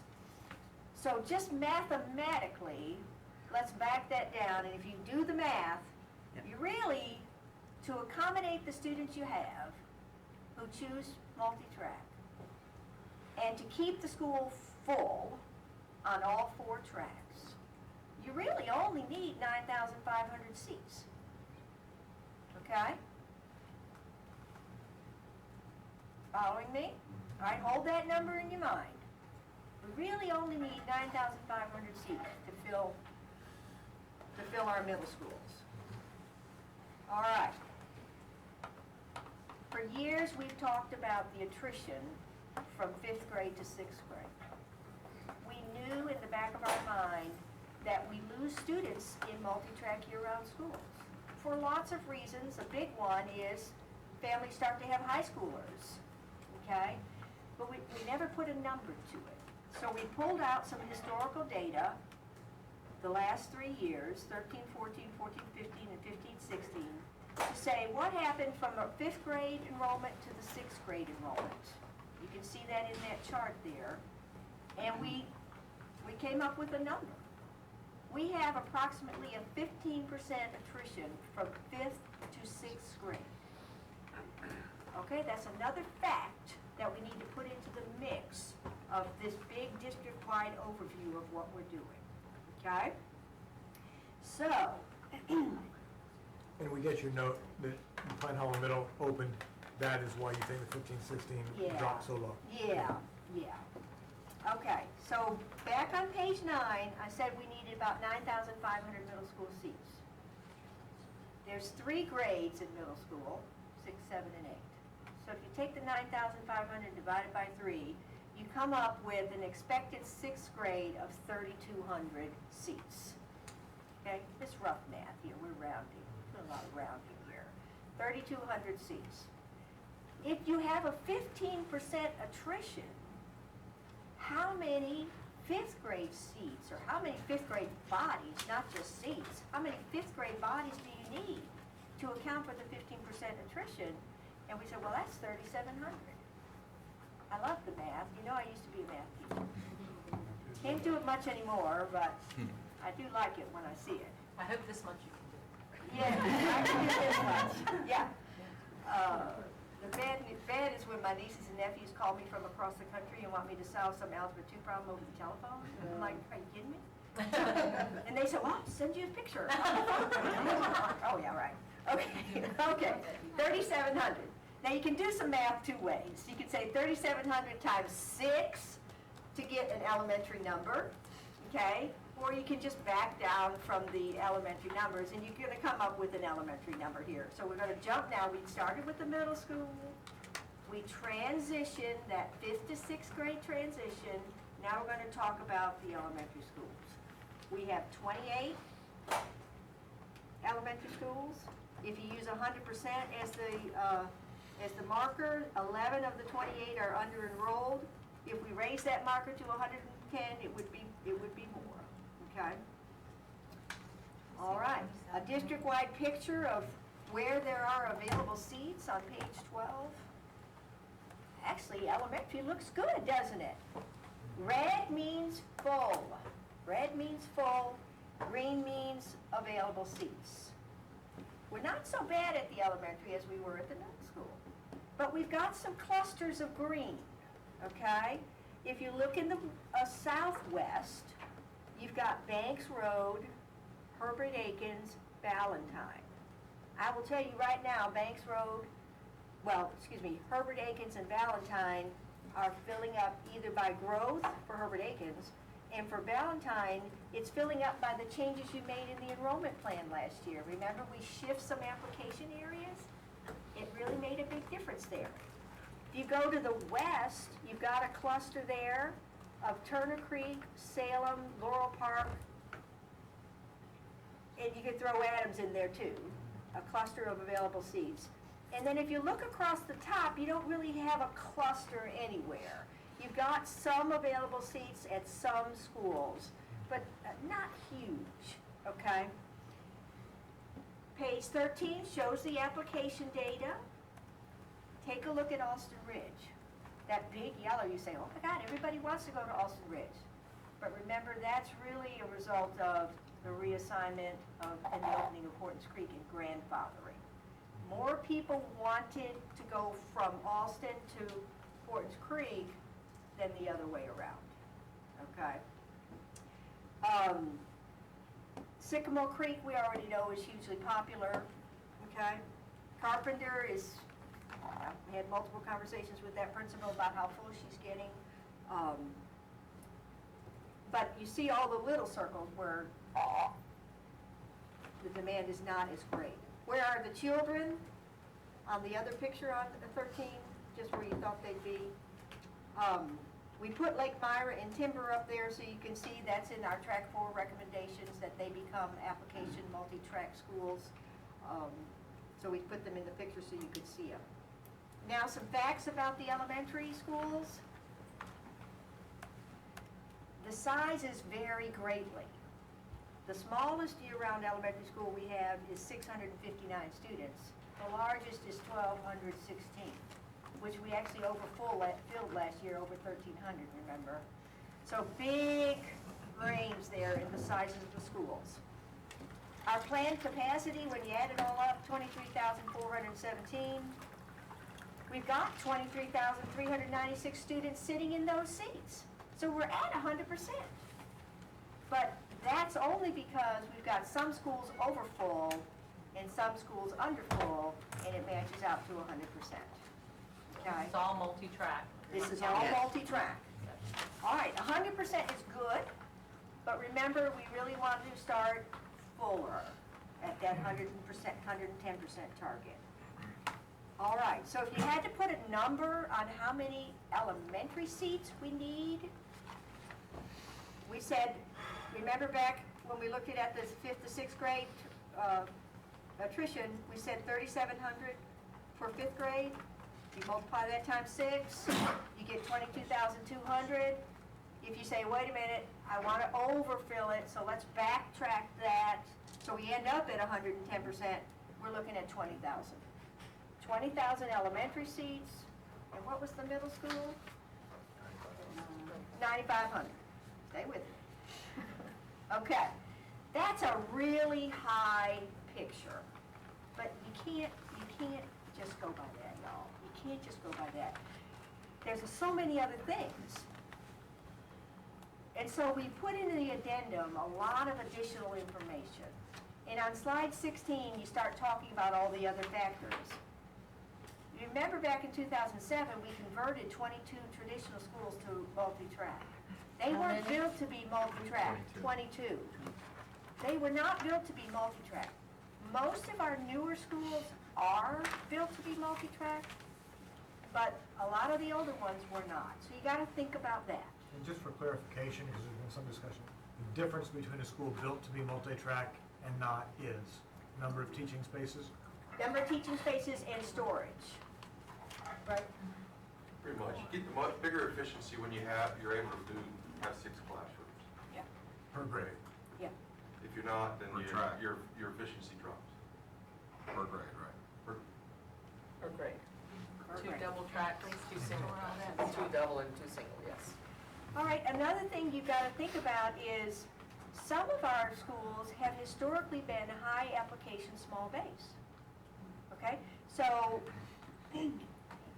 you really want to pay attention to that when you're trying to decide if you're going to return any of our multi-tracks to traditional.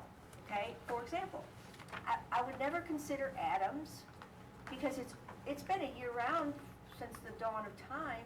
It has a high application population at their school, okay? I think if we might could, it's a little bit under-enrolled, and I think we might could help that by increasing their base a little bit, okay? So there's other ways to solve the problem or skin the cat, as they say. There's other ways. So another thing to think about, can the school accommodate students who would be assigned back to base if it was converted to traditional? You know, basically, the school's already full, and if you brought back students who calendared out, can it hold them? In some cases, you can't do it. It's not even possible, all right? And then you want to look at how can elementary to middle school feeder patterns increase utilization. Remember I said Sycamore Creek has a high application pool? Why can't we shift some of those to a school that doesn't have a high application pool, okay? We also have, we're going to talk more deeply about this, we also have feeder patterns from elementaries to middles. How many elementary schools does it take to fill a middle school? It's going to vary because remember the sizes of the elementary schools vary greatly, okay? And we're going to show you that in a minute. But all of these factors have to be considered when we were putting together a recommendation for you guys. And it sounds like you considered growth in the area where the school is located as Yes, well. Because we we have do. a lot of Yes. disparity in growth Yeah. depending on where we're looking at. Absolutely, and that's part of the addendum too, because I have this historical enrollment is in the addendum. On page 30, that slide in and of itself has a ton of information that are things that we're thinking about as we're trying to make this recommendation. But now, on page 17, I want to focus real closely on feeder pattern, okay? We have a, what do we call it, the model track? What is it? Christina Lighthall does it. master plan. The master plan. We have a master plan. But we've been working with schools for years on this, that elementary schools A, B, C, D feed to middle school X, okay? So here's an example of that on page 17. This is just a made-up example. We've got elementary schools 1, 2, and 3, and they're going to feed to middle school A, all right? Elementary school 1 is a small year-round school because it has 2 double-tracked and 2 single-tracks. Tracks 2 and 4 are doubled, and tracks 1 and 3 are singles. We consider that a small elementary school. Elementary school number 2 is also small, but notice its double tracks are 2 and 3. And then elementary 3 is probably one of those converted schools that never filled up because of the recession. So they have 1 double track and 3 single tracks. All right? And you say, well, do they just pick those tracks any way they want to? No.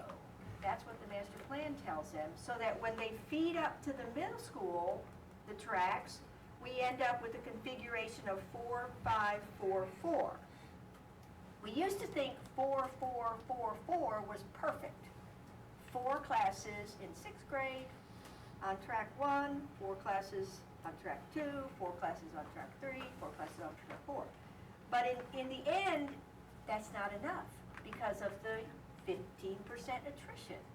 So as we start reviewing the feeder patterns, elementary to middle, we'd like to make some recommendations to adjust that 4-4-4-4, okay? So now, got the idea? All right, page 18. Bigger, make the picture bigger. We now have 3 middle schools, A, B, and C. And they have, each of them has, well, 2 of them have 3 elementary schools feeding into it, and 1 of them has 4, all right? Middle school A ends up with 4-5-4-4. I think that's the example I just showed you, okay? Middle school B, with 4 schools feeding into it, ends up with 5-5-4-6. That's better. That's definitely better. And then middle school C is 4-4-4-4. Not enough. Not enough. Yes. Laura, but I think when you said that some schools are built for, elementary schools are built for multi-track, we were looking at 2-2-2-2 in those newer buildings. Yes. Okay, none of which shows up in the, None as an example here. in the example, no. Okay, No. all right, so but a Barwell, for example, is a 2-2-2-2. Right. A Walnut is a 2-2-2-2. Right. If it were on year-round. Yes, Okay. thanks for saying that. We do have large multi-track year-round and small multi-track year-rounds. The large is all doubled, and the smalls are Well, 2 Austin doubles, Ridge. 2 singles. Austin Ridge Right. is all doubled, right. Morrisville ain't. Morrisville's very All small. right, so let's say, let's just take us through an example. Let's say that middle school C is terribly under-enrolled, and so is elementary school number 9. And so we would recommend to you that middle school C and elementary school 9 convert to traditional calendar, okay? So if you look on slide 19, on the right-hand side, I've got middle school C in red and elementary school 9 in red, because we're recommending they go traditional. So now you've got a problem. You say, well, where does elementary school 8 and 10 feed to? They've got to feed somewhere. And so this is where adjustments to feeder patterns can help us, okay? So if we move elementary school 8 to middle school A, and we move 10 to middle school B, look at the end result, we've got fuller middle schools, okay? All right, so we looked at the big picture. Are they approximate? We would have to have. We do want them to be proximate. Thank you. And normally I wouldn't say I was happy that we got bumped from the agenda 2 weeks ago, but this time I am happy because we're able to provide you a little more information today. So on the original presentation, whatever that day that was, what was that? March 21st? 2 weeks ago. Before that. Whatever. We gave this information. One set of conclusions could be that we only need 7 multi-track middle schools and 21 to 25 multi-track elementary schools. That's if you're looking at the 9,500 for middle school and the 20,000 for elementary school. That's one. If you're only looking at the numbers and not the other considerations. Yeah, but we gotta look at everything as a package, okay? And then I got to thinking, all right, hold on a minute. What are my drivers here? What are my drivers? Obviously, better utilization of multi-track schools. That's a huge driver, okay? That's why we're here today, all right? Increased efficiency for transportation. Okay? That's big, y'all. You just heard what Bob was saying. It's like a subcontext of big. everything. Yes, it is. Yeah. Yeah. Choice for parents. I don't think I hear anybody saying you don't want to take choice away. Even if you did, I'd say no, because we need the multi-track schools. Right, Joe? Yeah. We need them. We need them, we need the capacity, okay? And here's a big driver in my mind, and I know I've said this to you before, stability for families. I only have a little bit longer, I only have a little bit longer with you. Come on now. But it's very important to me that we don't bring you a recommendation just willy-nilly and move parents around.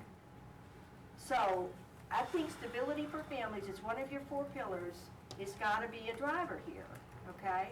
So when we come up with the recommendation, we considered the big picture, we considered all those little multi-factors, we considered the feeder patterns, we considered all of that. And it was hard. It was hard to come up with a recommendation. Actually, I had everybody on the team shoot me their own recommendation. And then we talked about it, and we decided, well, which one fits all the drivers here, okay? All right, so we originally said the schools on slide 22 were not under consideration. That was a huge relief, people, you know. Then we said the schools on page 23 were under consideration, and they were considered, okay? But we're about to tell you that a whole lot of these are now off the table, okay?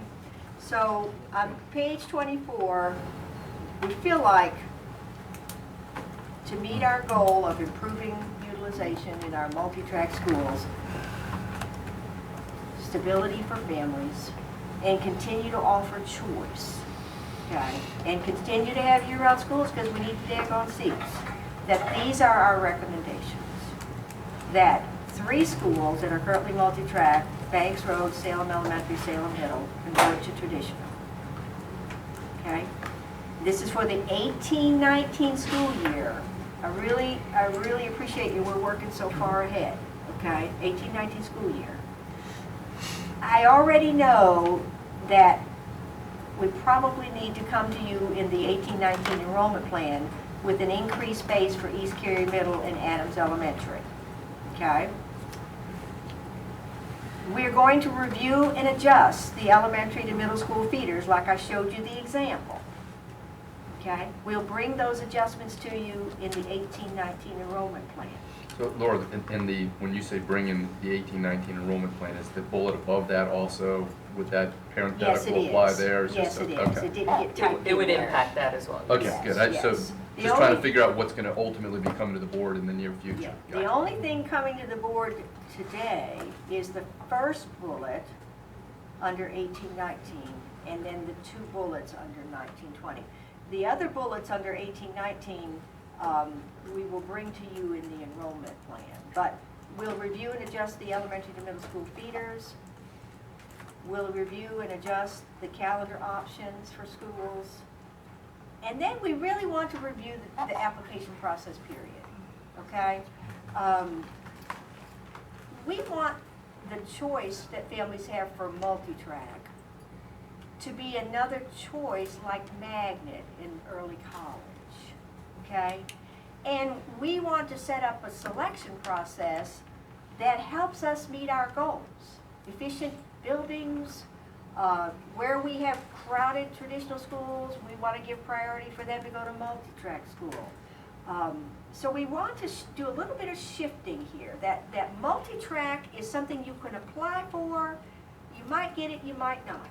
We're going to have priorities that meet district-wide goals.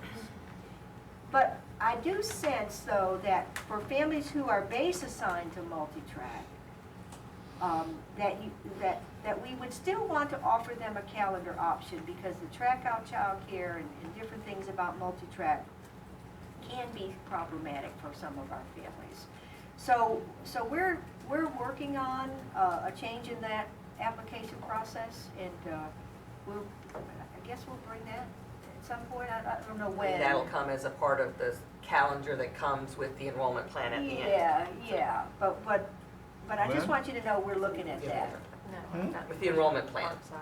Not until then?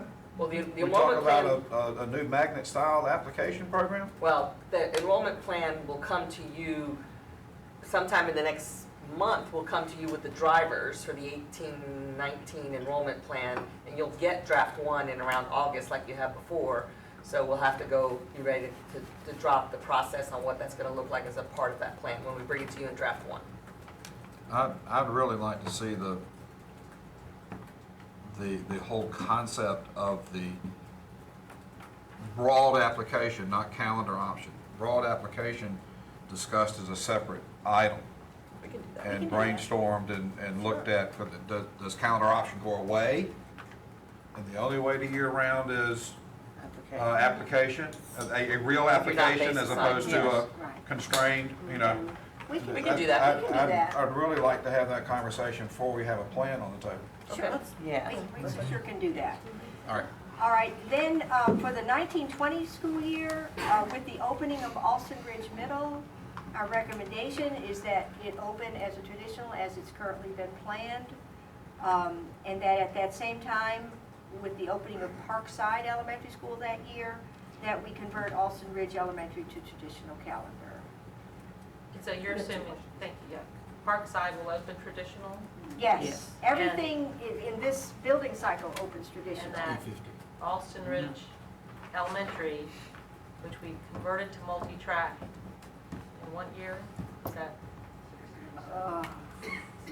it was Well, recently. Well, we converted it, then we made it track 4, then we expanded it to multi. So we've been moving that calendar of Alston Ridge. It was opened as multi-track, then it went to track 4.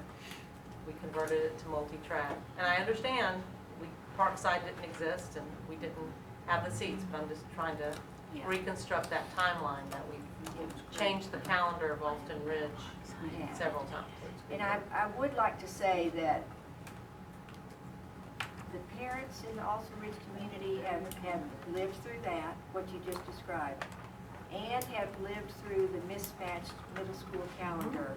And they have, what's the right word I'm looking for, but they have been accommodating, that's the word. They have been accommodating to us, just unbelievable, you know. Really. I remember when a bunch of them came out to a meeting we had on the east side of the county, and they drove all the way across the county, and they were just, this still is Very dedicated to their very school. dedicated. They understand the growth problem. They understand the growth I problem. think the thought here, the thought here is that, based on the current choices that families are making in terms of families that are leaving Alston Ridge Elementary, where their base assigned middle school is Mills Park, and the few number of families that are choosing to continue in year-round, the attrition rate there is much higher if you look at that. Attrition at 4th and 5th grade? No, well, 5th to 6th, well, they're base assigned to a calendar mismatch. Okay. And they are living with that. Very few of them are choosing to continue multi-track year-round after they leave Alston Ridge Elementary. So if Alston Ridge was needed to remain multi-track because of the capacity need, then they would just continue with that mismatched calendar on the same campus. But knowing that there may be a preference to look at the same calendar since they're on the same campus, we do believe that with the elementary school that opened this year, when Parkside opens, that we will have the capacity to convert Alston Ridge back to traditional. That's what the intention of all this is. That's what happens. I'm just wondering if part of the reason not many families are going to the multi-track middle school option is because of distance. That is often cited. I just have 2 questions. So sometimes we actually do base, when we are basing multi-track. We base an elementary, we base them in a traditional, but still could base them into a multi-track year-round and vice versa? We try not to do that, but in some cases, when the 22 schools were converted, they weren't converted with necessarily feeder patterns as a priority and base assignments as priorities, but where the crowding was. Okay. And so that's part of what we're trying to address. Second question then, if Alston Ridge, why did we build Parkside there? Why, did we need a school there in that area? Yeah. Even though Alston Ridge. Yes. And we've got another target ring showing up in that area. Exploding. Okay. And if, But not enough to do a multi-track year-round? No. If Alston Ray, Well, I think we'll let, preferred I think we'll calendar. let Ms. Moore and Ms. Evans Yeah. answer those questions. I think when we look at how we build schools, you know, we shifted for a while. For a while, everything was gonna open multi-track. And then we shifted back to everything opening traditional. I think what Okay. has been established in the community is a general sense that for a good number of our families, not all, but for a good number of them, that traditional is the preferred calendar. And when multi-track year-round is a choice that you make, and that it is more effective. okay, okay. So we have at least, and I'm guessing, because this is 1920 enrollment that we're talking, we have at least 3 elementary schools that would feed in to Alston Ridge Middle, is the assumption. 2 of those being traditional, 1 currently being year-round. Do we have elementary schools that feed into a year-round base that are traditional, or is that not the norm? I'm just wondering, is that an exception to the norm? It's not, Because that's a, okay, it's that's not a the norm, right? calendar mismatch for a lot of, yeah, but just going the other way. It seems like though, once we get one fixed and then we open a new school, we create another, sorry to say. Yeah. But an interesting thing is, as we open every new school as traditional, and, I lost my thought. I'm sorry, I lost my thought. It'll come back to me though, come back. Laura, if we go with the conversion of Salem, the 2 Salems and Banks, we still end up with a number of middle schools that are under-enrolled. I'm not worried about Pine Hollow because it's going to fill up. It's just new. Is there something in the, are you looking at it in the 18-19 assignment plan that we're going to talk about, to fill those schools up that are currently under-enrolled? Yes. And is that going to be assigning a larger base, or a combination of that, or an application process? I think it'll be both. It'll be I both. think in some cases, like Uh-huh. East Cary, we're looking at the base. Yeah. In some cases, in the northern area, what we're looking at is how do we redefine the application areas to better Right. support filling the schools. So, and also in that, when we look at how huge Sycamore is, That's the one. and we have Pleasant Union right up there, almost a stone's throw away.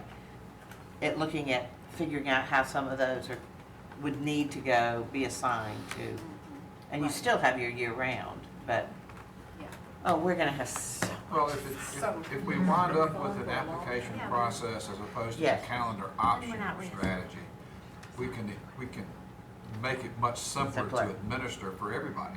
Right. Used to be. yeah. Yeah, but any guarantee means you can't We still administer have anything. choice. The primary calendar is traditional. Everybody still has a choice to apply to year-round. So I think that would simplify the world. Yeah. I concur with Mr. Fletcher. I want that conversation much sooner than, because then if we come together and the focus of where we want to go, if we can decide that, it's going to make your plan more concise and you won't have to give us something else. And much easier for parents to fully Yes. understand Mhm. where we're going to Mr. Fletcher's point as well. And that So- issue is for both any single track as well as multi-track, I think. The choice of calendar needs to be a comprehensive decision, whether it's multi-track or single track. Multi-track Not and to me, traditional? no. Is that what you mean? I'm saying the calendar choice issue, what and how the choice selection process works is not just a multi-track issue, I don't think. If we choose to change our single tracks to traditional, and then have our, If we choose to do that, then it if we becomes choose moot. to do that, that's my Oh, point, okay. yes, thank you. If they would get Yes. left on single Yeah, track, It'd still be then, the same process. yes, right, that's what, yeah. Okay. okay, I'm with you now. Okay, so we began this discussion a while ago, we talked about non-traditional calendar schools. We started with single track. And actually, we brought this back to the table today because we'd asked us to, so we're going to get to that in a minute. Then we're bringing you the recommendations for the multi-tracks. And then we have 5 modified calendar schools. One of them we included in the single track discussion, Carver Elementary. And we left these 4 separated out because they're all magnet schools. And the next step of this discussion was to look at these schools, but we really wanted to say to you, because they are magnet schools, we didn't want to make any recommendations at this time, not without conversations with the magnet office, okay? So today we're saying, as far as the remaining 4 modified schools, student assignment is not planning to make any recommendations to the changes in those calendars. Okay, so we wanted to put that on the table today. All right? Okay. And then we're bringing back our recommendations about track 4 schools. We had recommended that these 8 schools, 6 of the 8 convert to traditional calendar, and 2 of the 8 expand to the multi-track. One of them used to be multi-track, historically was a multi-track school, Timber Drive, and then Lake Myra was intended to be multi-track, but the recession and the delay of Wendell Falls kept that as a single-track school. So I do think that you'll recall earlier that for the eastern part of the county, when you look at demand and location, that how we look at Roseville Middle, there's a piece of it becoming a calendar option that hinges on what happens with these single tracks and then with the schools, the middle schools in the eastern part of the county. If we're not changing the calendar at East Wake Middle, we might need to take a look at Roseville Middle again. I think another discussion that we had for the southern part of the county has to do with the opening of Bryan Road that will come online in the 18-19 school year as well, and the assignment that will have to occur that will domino into the other schools in the Garner area. And if all of those schools are also traditional calendar, it makes that assignment process easier because there's not calendar mismatches to consider either when Bryan Road assignment gets put together. And I think, as we've looked at the history of a single track 4, these were schools that were traditional or multi-track and went down to single track due to a lack of demand. But the intention was not to leave them single track 4 forever. And they were left single track 4 if the need occurred for it to go back to multi-track. At this point, we're not seeing that, so that's where this recommendation is also coming from.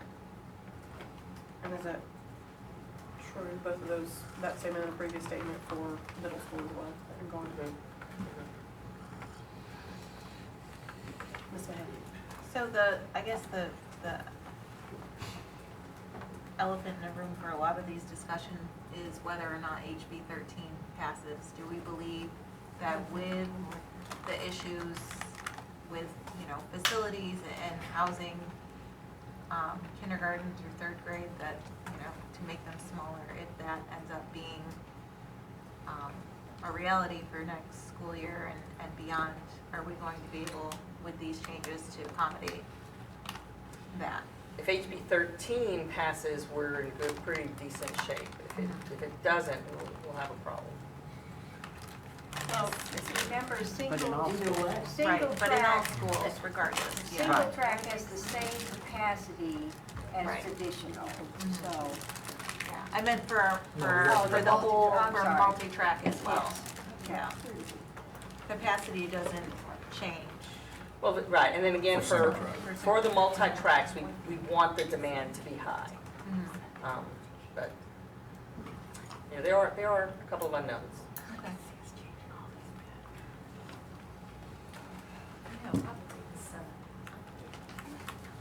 Anything else, and want to talk about next steps? No, I am worried about what we're gonna do I understand why you're doing that, but I am worried about if we have to house all these children from some legislature action, are we doing the right thing? I know we have to do a whole lot more than this, but I mean, go ahead. There are a lot of ways to address what happens facility-wise that is more than just calendar, right? It's about where we have space. And because we do have schools that have space, and does reassignment become a part of that discussion? So that students are moved to where we have spaces. So clearly, yes, there will be changes. Or mobiles that we have available. The Senate may be good. And this is 1819. Yeah. It is 18, Oh, that's 19. But we don't want to make a decision now I after. agree. Well, I It's think not that- fair to Rolling back. parents, but I think we assume this, I think it's. Bill, what are we gonna say? Yeah. Say that again? I just said the Senate may be good. That's what I'm saying. That's what we're gonna say. Can't use that. Oh, I was gonna say, Don't the think Senate that'll will work come very through, well. so I think so. Mr. On the transportation part of this, for the year-round schools, is it easier to keep bus drivers? I'm sorry. When we employ more 12-month, it definitely is easier. They have a full year of employment, it helps. But our 10-month But- drivers can extend their pay for that to cover that 2-month gap. They're not without a paycheck. But no, I believe A little we bit. talked about, well, a smaller for all 12 months rather than having But the nothing thing- but during he- the 10. That's the same for teachers if you're in traditional. But a single track year-round gives you non-contiguous employment, Correct. and you don't have the summer to fill it out. Right. Right, so that is a single track problem. It's not a multi-track problem. Multi-track, it works. Any other questions on this? There's so many dimensions to this. One reason I enjoy serving on this board is that every problem that's put on the table has 45 different aspects to it that are hidden from view Right. until you really start developing and discussing options, and then it comes up, well, is it better for bus driver employment or is it not? You know, it just keeps getting deeper.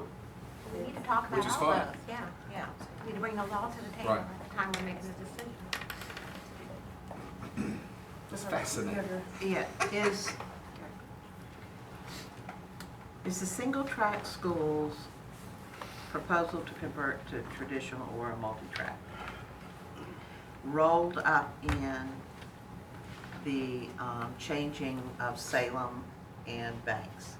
Is that going to be a proposal that we all roll together for us to vote on together? Likely, unless, I mean, it's the board's will. The suggestion last time was to bring this as a package. So we're Okay. putting it all together. Well, I But wanna if we need clarify, to, or consider them as a package, as how they impact each other, how we vote on them will depend on what you guys want. Okay, a follow-up question, Laura, when it comes to your new assignment plan, okay? Is there some advantages to helping these under-enrolled single-track schools if they were traditional?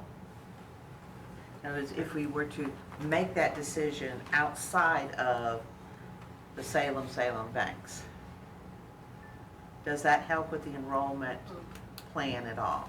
To know that they're not going to be single track, or they are going to be single Yes, track? we do need the decision before we start the enrollment plan. You've got to open Bryant Road,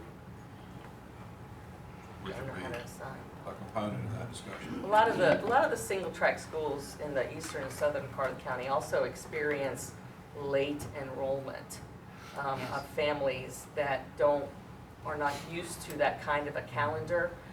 Every single year, those schools at 10-day reconciliation plead their case around historically how many students show up in the next month that didn't realize school was starting already. And we do have to deal with that with single-track schools every single year.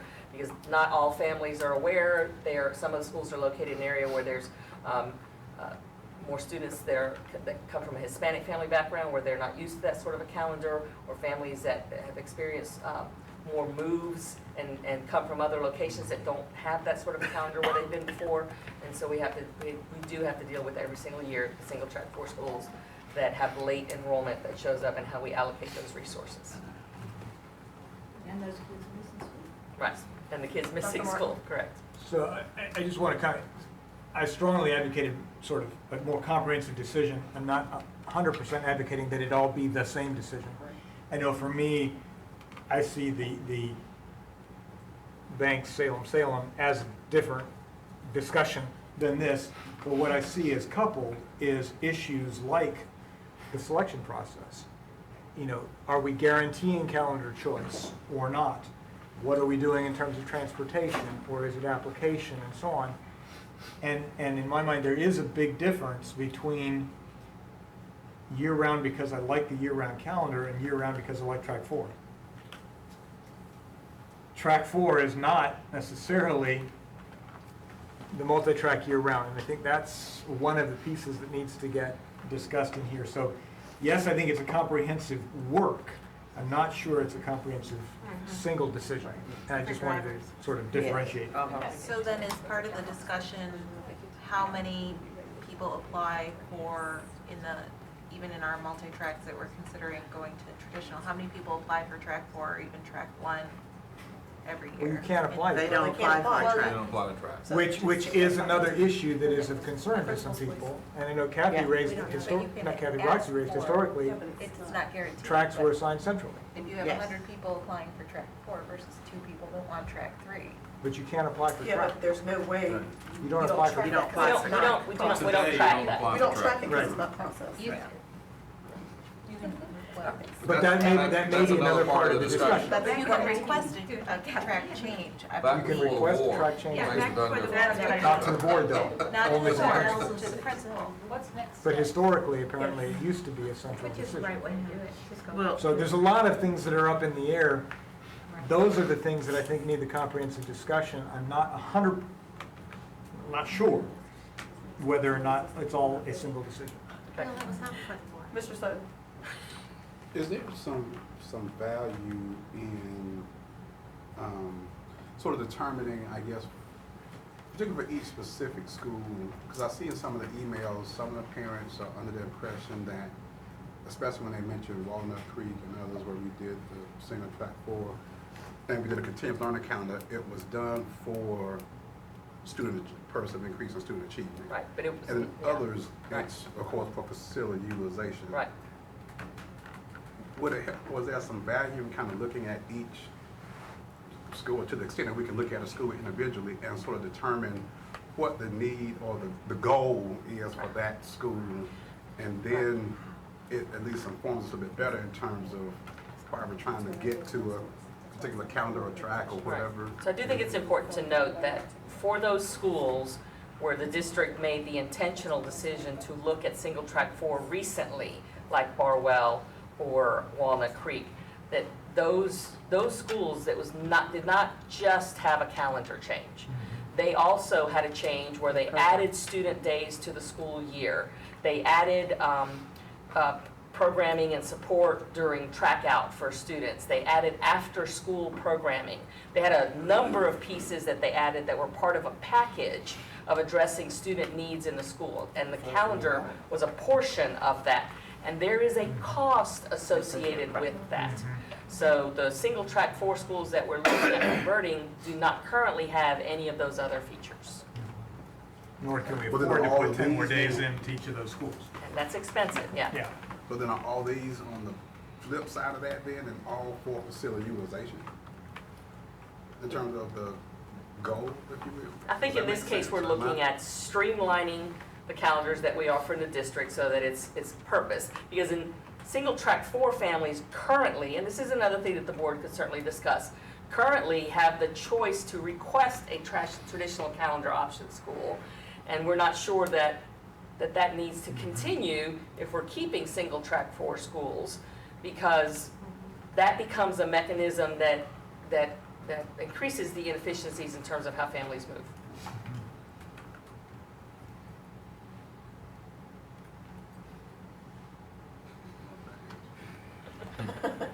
So even if Because I we, guess what I'm trying to get to, like with each one, you know, we are pursuing the track for whatever, for the purpose of, or at this school, Right. for the purpose of, right. and being sort of explicit about that for each one. So one, at least, when we're hearing from the community, you know, we're sort of talking apples to apples, so to speak, Right. for each So each those- one. Because yeah. sometimes they kind of hang us up on, well, hey, you know, the data in this one says X, Y, Z, and you're saying, Right. The schools and that that- doesn't yeah. apply to this one over here. Well, the So schools we're that kind- have that flexibility are schools that are deemed continually low performing. And for the schools that are on this list that we're looking at, the only school in that category would be East Wake Middle, which has weighed in as not wanting to change, not to, that for the purposes of the continually low performing flexibility that they will have as a restart school, that they're not interested, that they would prefer the traditional calendar. So, and then work with summer programming as needed for the population of students that might need additional time in the summer. And use the flexibility they have as a restart school in order to accomplish that. So the other schools that are on this list are not eligible for restart status, so they would not have the flexibility to do the things that gain them the additional dollars, so that there's not an additional investment that comes through other means in order to have the accommodations that the Barwells and the Walnut Creeks have been able to make. So even if we looked at them individually, they don't have the funds to do it, unless we request them. And I'm not trying to make them restart. I'm just Okay. saying, Okay. whatever the purpose is. Right. If it's We need some restart clarity. over here, if it's Some- underutilization over here, if it's, There are different reasons, yes. right. But So you're having- saying be clear about the Be reason. clear about Right. what the reason Right. is for each Right. one, so that, Okay. because for each one, there seems to be, it's different for each one. And it feels like sometimes we're kind of trying to put a blanket on. Right. I think in this case, we are streamlining calendars to help support assignment practices around calendar choices that better help us utilize all the schools in that part of the district, whether it's the southern part or the eastern part. And another factor we brought out back at the beginning of the track 4 discussions is that we have more families asking to leave the track 4 schools than asking to come into the track 4 schools, asking for traditional. Okay, that's a big factor. Dr. Martin, and then we do have like less than 10 minutes for the calendar. So, really a quick question. To what extent does the middle school, do the middle schools and the elementary schools need to be coupled? I'm not saying I think they should or shouldn't be. I'm just curious is the middle school conversation one conversation and the elementary schools another, or do they need to be coupled? I think they need to be coupled. You say that, Mike? So we were going to open for the website for feedback, not April 18th, but today, April 4th, okay? And then we'll monitor that and bring you back a summary. We are going to do something a little different with the feedback. We wanted, what we'd like to do with the feedback, and we probably need to go back and do this even for the single track 4 feedback that we've gotten, is to take a look at the prevalent questions that come up, and at least on a weekly basis, do an FAQ that's responsive to the types of questions that are coming up, so that that's loaded onto the Granicus website as well. Absolutely. Yes. That's great. Thank you. Thank you, Madam. And so, right now, we can bring some of this information back to review where we are at the next work session. That's, we'll see what that looks like, with the intention of bringing any calendar change recommendations in May. And then the second board meeting in May, we were wanting to look at the scope of work and timeline for 2018-19 enrollment plan. We might need to shift that a bit, if either shift that or include as a part of that second May work session a targeted discussion around the changes that would become an application process for year-rounds. Because I need that decision before I can vote Right. on any of this. Okay. Okay. I think I do anyway. I'm not going to absolutely give an ultimatum, but I think Okay. I need that information before I can make a Okay. clear decision on All right. this. Thank you. We'll talk some more about that. We'll figure that out. And we'll just give the chair your It feedback. doesn't have to be all the way figured out. I got it. At least move it. Thank you. I'm gonna guess we're gonna have speed talking. I can tell you where we are. You've seen all of these before. There's only a couple of things that are changes, or possible maybe. Just stay right so I can see them.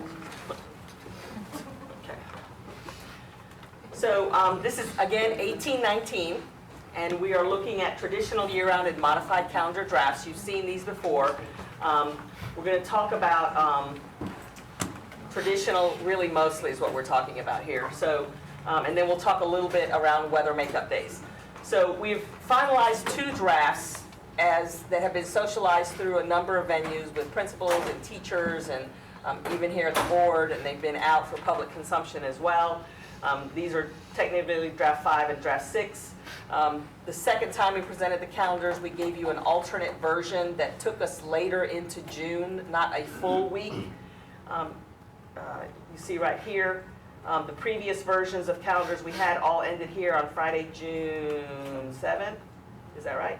Yeah. 7th. But when you read the calendar law, there's sufficient lack of direction, ambiguity, or specificity such that we believe that we can actually end the school year on Tuesday the 11th. And everyone that we've talked to, every stakeholder group that we've talked to is in agreement that bringing it into the following week, which allows us to add a couple of more work days inside the school year, is helpful.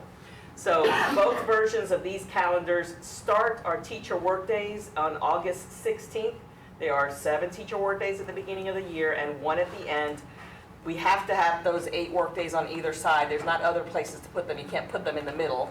But the preference is to front load them for most schools versus at the end. And then the difference between draft 5 and draft 6 right here is whether or not we have an early release day in November here on the Tuesday prior to Thanksgiving, as opposed to draft 5, which has 2 early release days in September, and then just a regular school day on that Tuesday. We've gotten considerable feedback from folks that teachers seem to really like that Tuesday early release day. I actually went and pulled data on student and teacher attendance.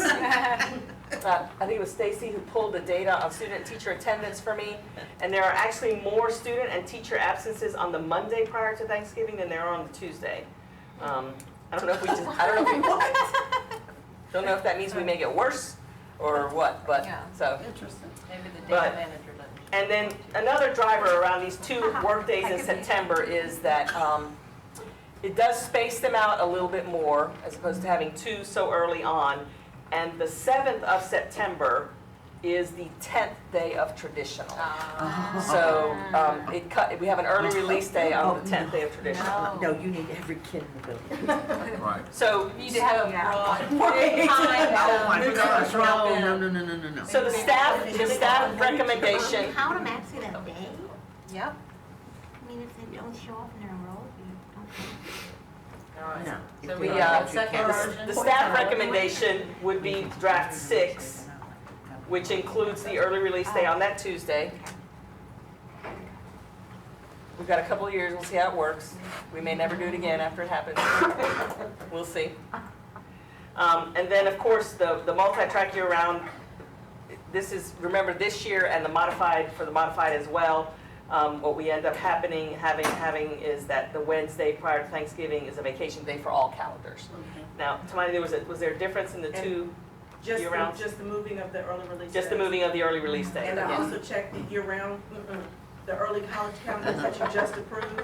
They also have a vacation day or something that Tuesday. I mean, so it would work for all 400 calendars that we have, it would work. Okay. Wonderful.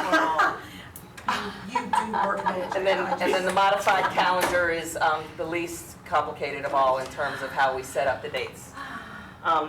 So, yeah, that's version 6 is the one we would recommend for traditional, which then drives the year-round one and the modified one.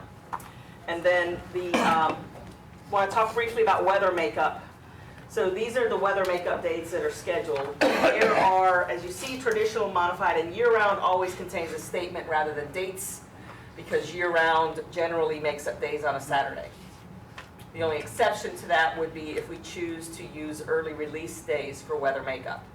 Because if we use early release days for weather makeup, then we must do that for all calendars that are in session.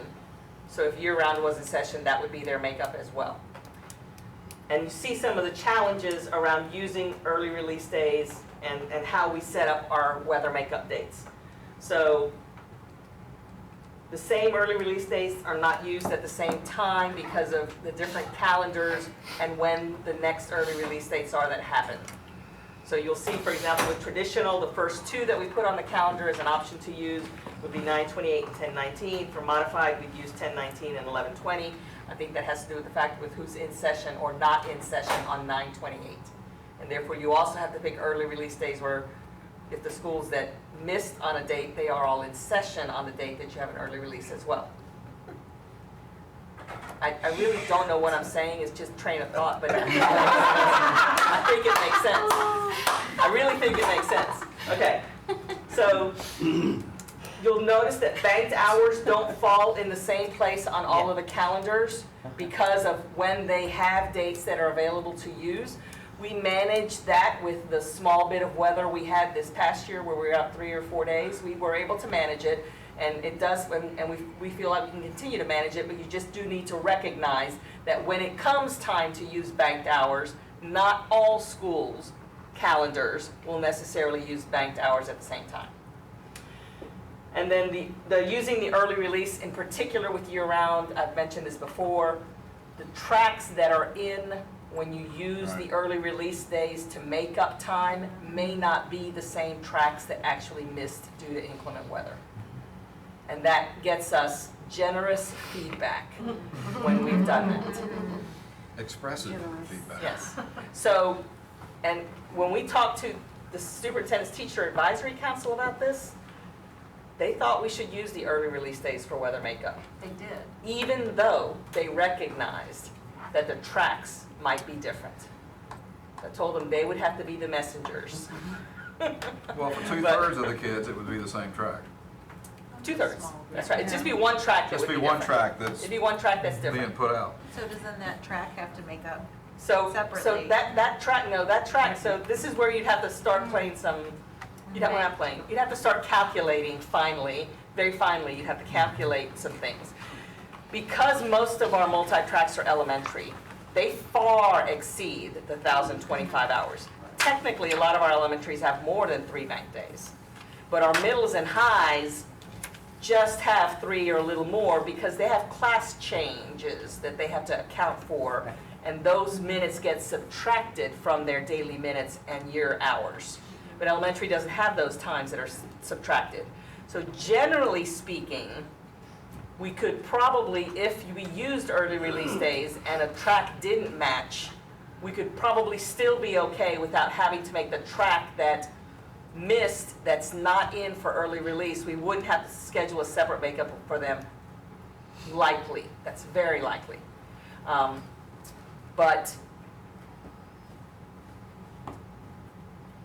And we'd have to work with the middle schools that are year-round to make sure that that works there as well.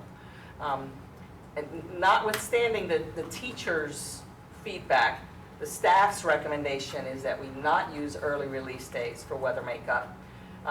For the other factors that are a part of that is that a lot of schools do plan for professional development on early release days, and in some cases there are costs or time of people associated with coming in and doing that work with staffs, and it protects that time for teachers as well, so that they know that those don't go away.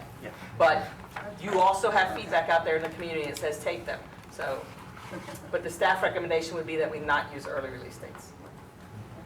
Well, I was gonna actually make a comment encouraging supporting that not using early release, because if we have weather that takes up our teachers' work days, and we're taking early release as well, I think that just strains our teachers. So I would support not using early release as weather makeup. Okay. But that's just. And then do we want to also maintain in the calendar for traditional and modified a Saturday full day option that comes in? And we do get questions about why it's a full day. It's because of the hours, because of the secondary schools. particularly the high schools. Do you want feedback? You're asking in. No. 3 minutes. So we're gonna leave it in unless you tell us to take it out. I understand why it's there. I Yeah. know we'll get feedback on it if we ever have to use it. That's right, and then they might never be there again, that's right, until we have to do one. Okay, and then one last quick thing. These are our 17-18 early release dates. These are calendars that you have already adopted. 17-18 is already adopted. But we just wanted to point out that we have a similar opportunity, if you would like, in November. Correct. To add an early release day on that Tuesday, Correct. instead of having an early release day on May 25th.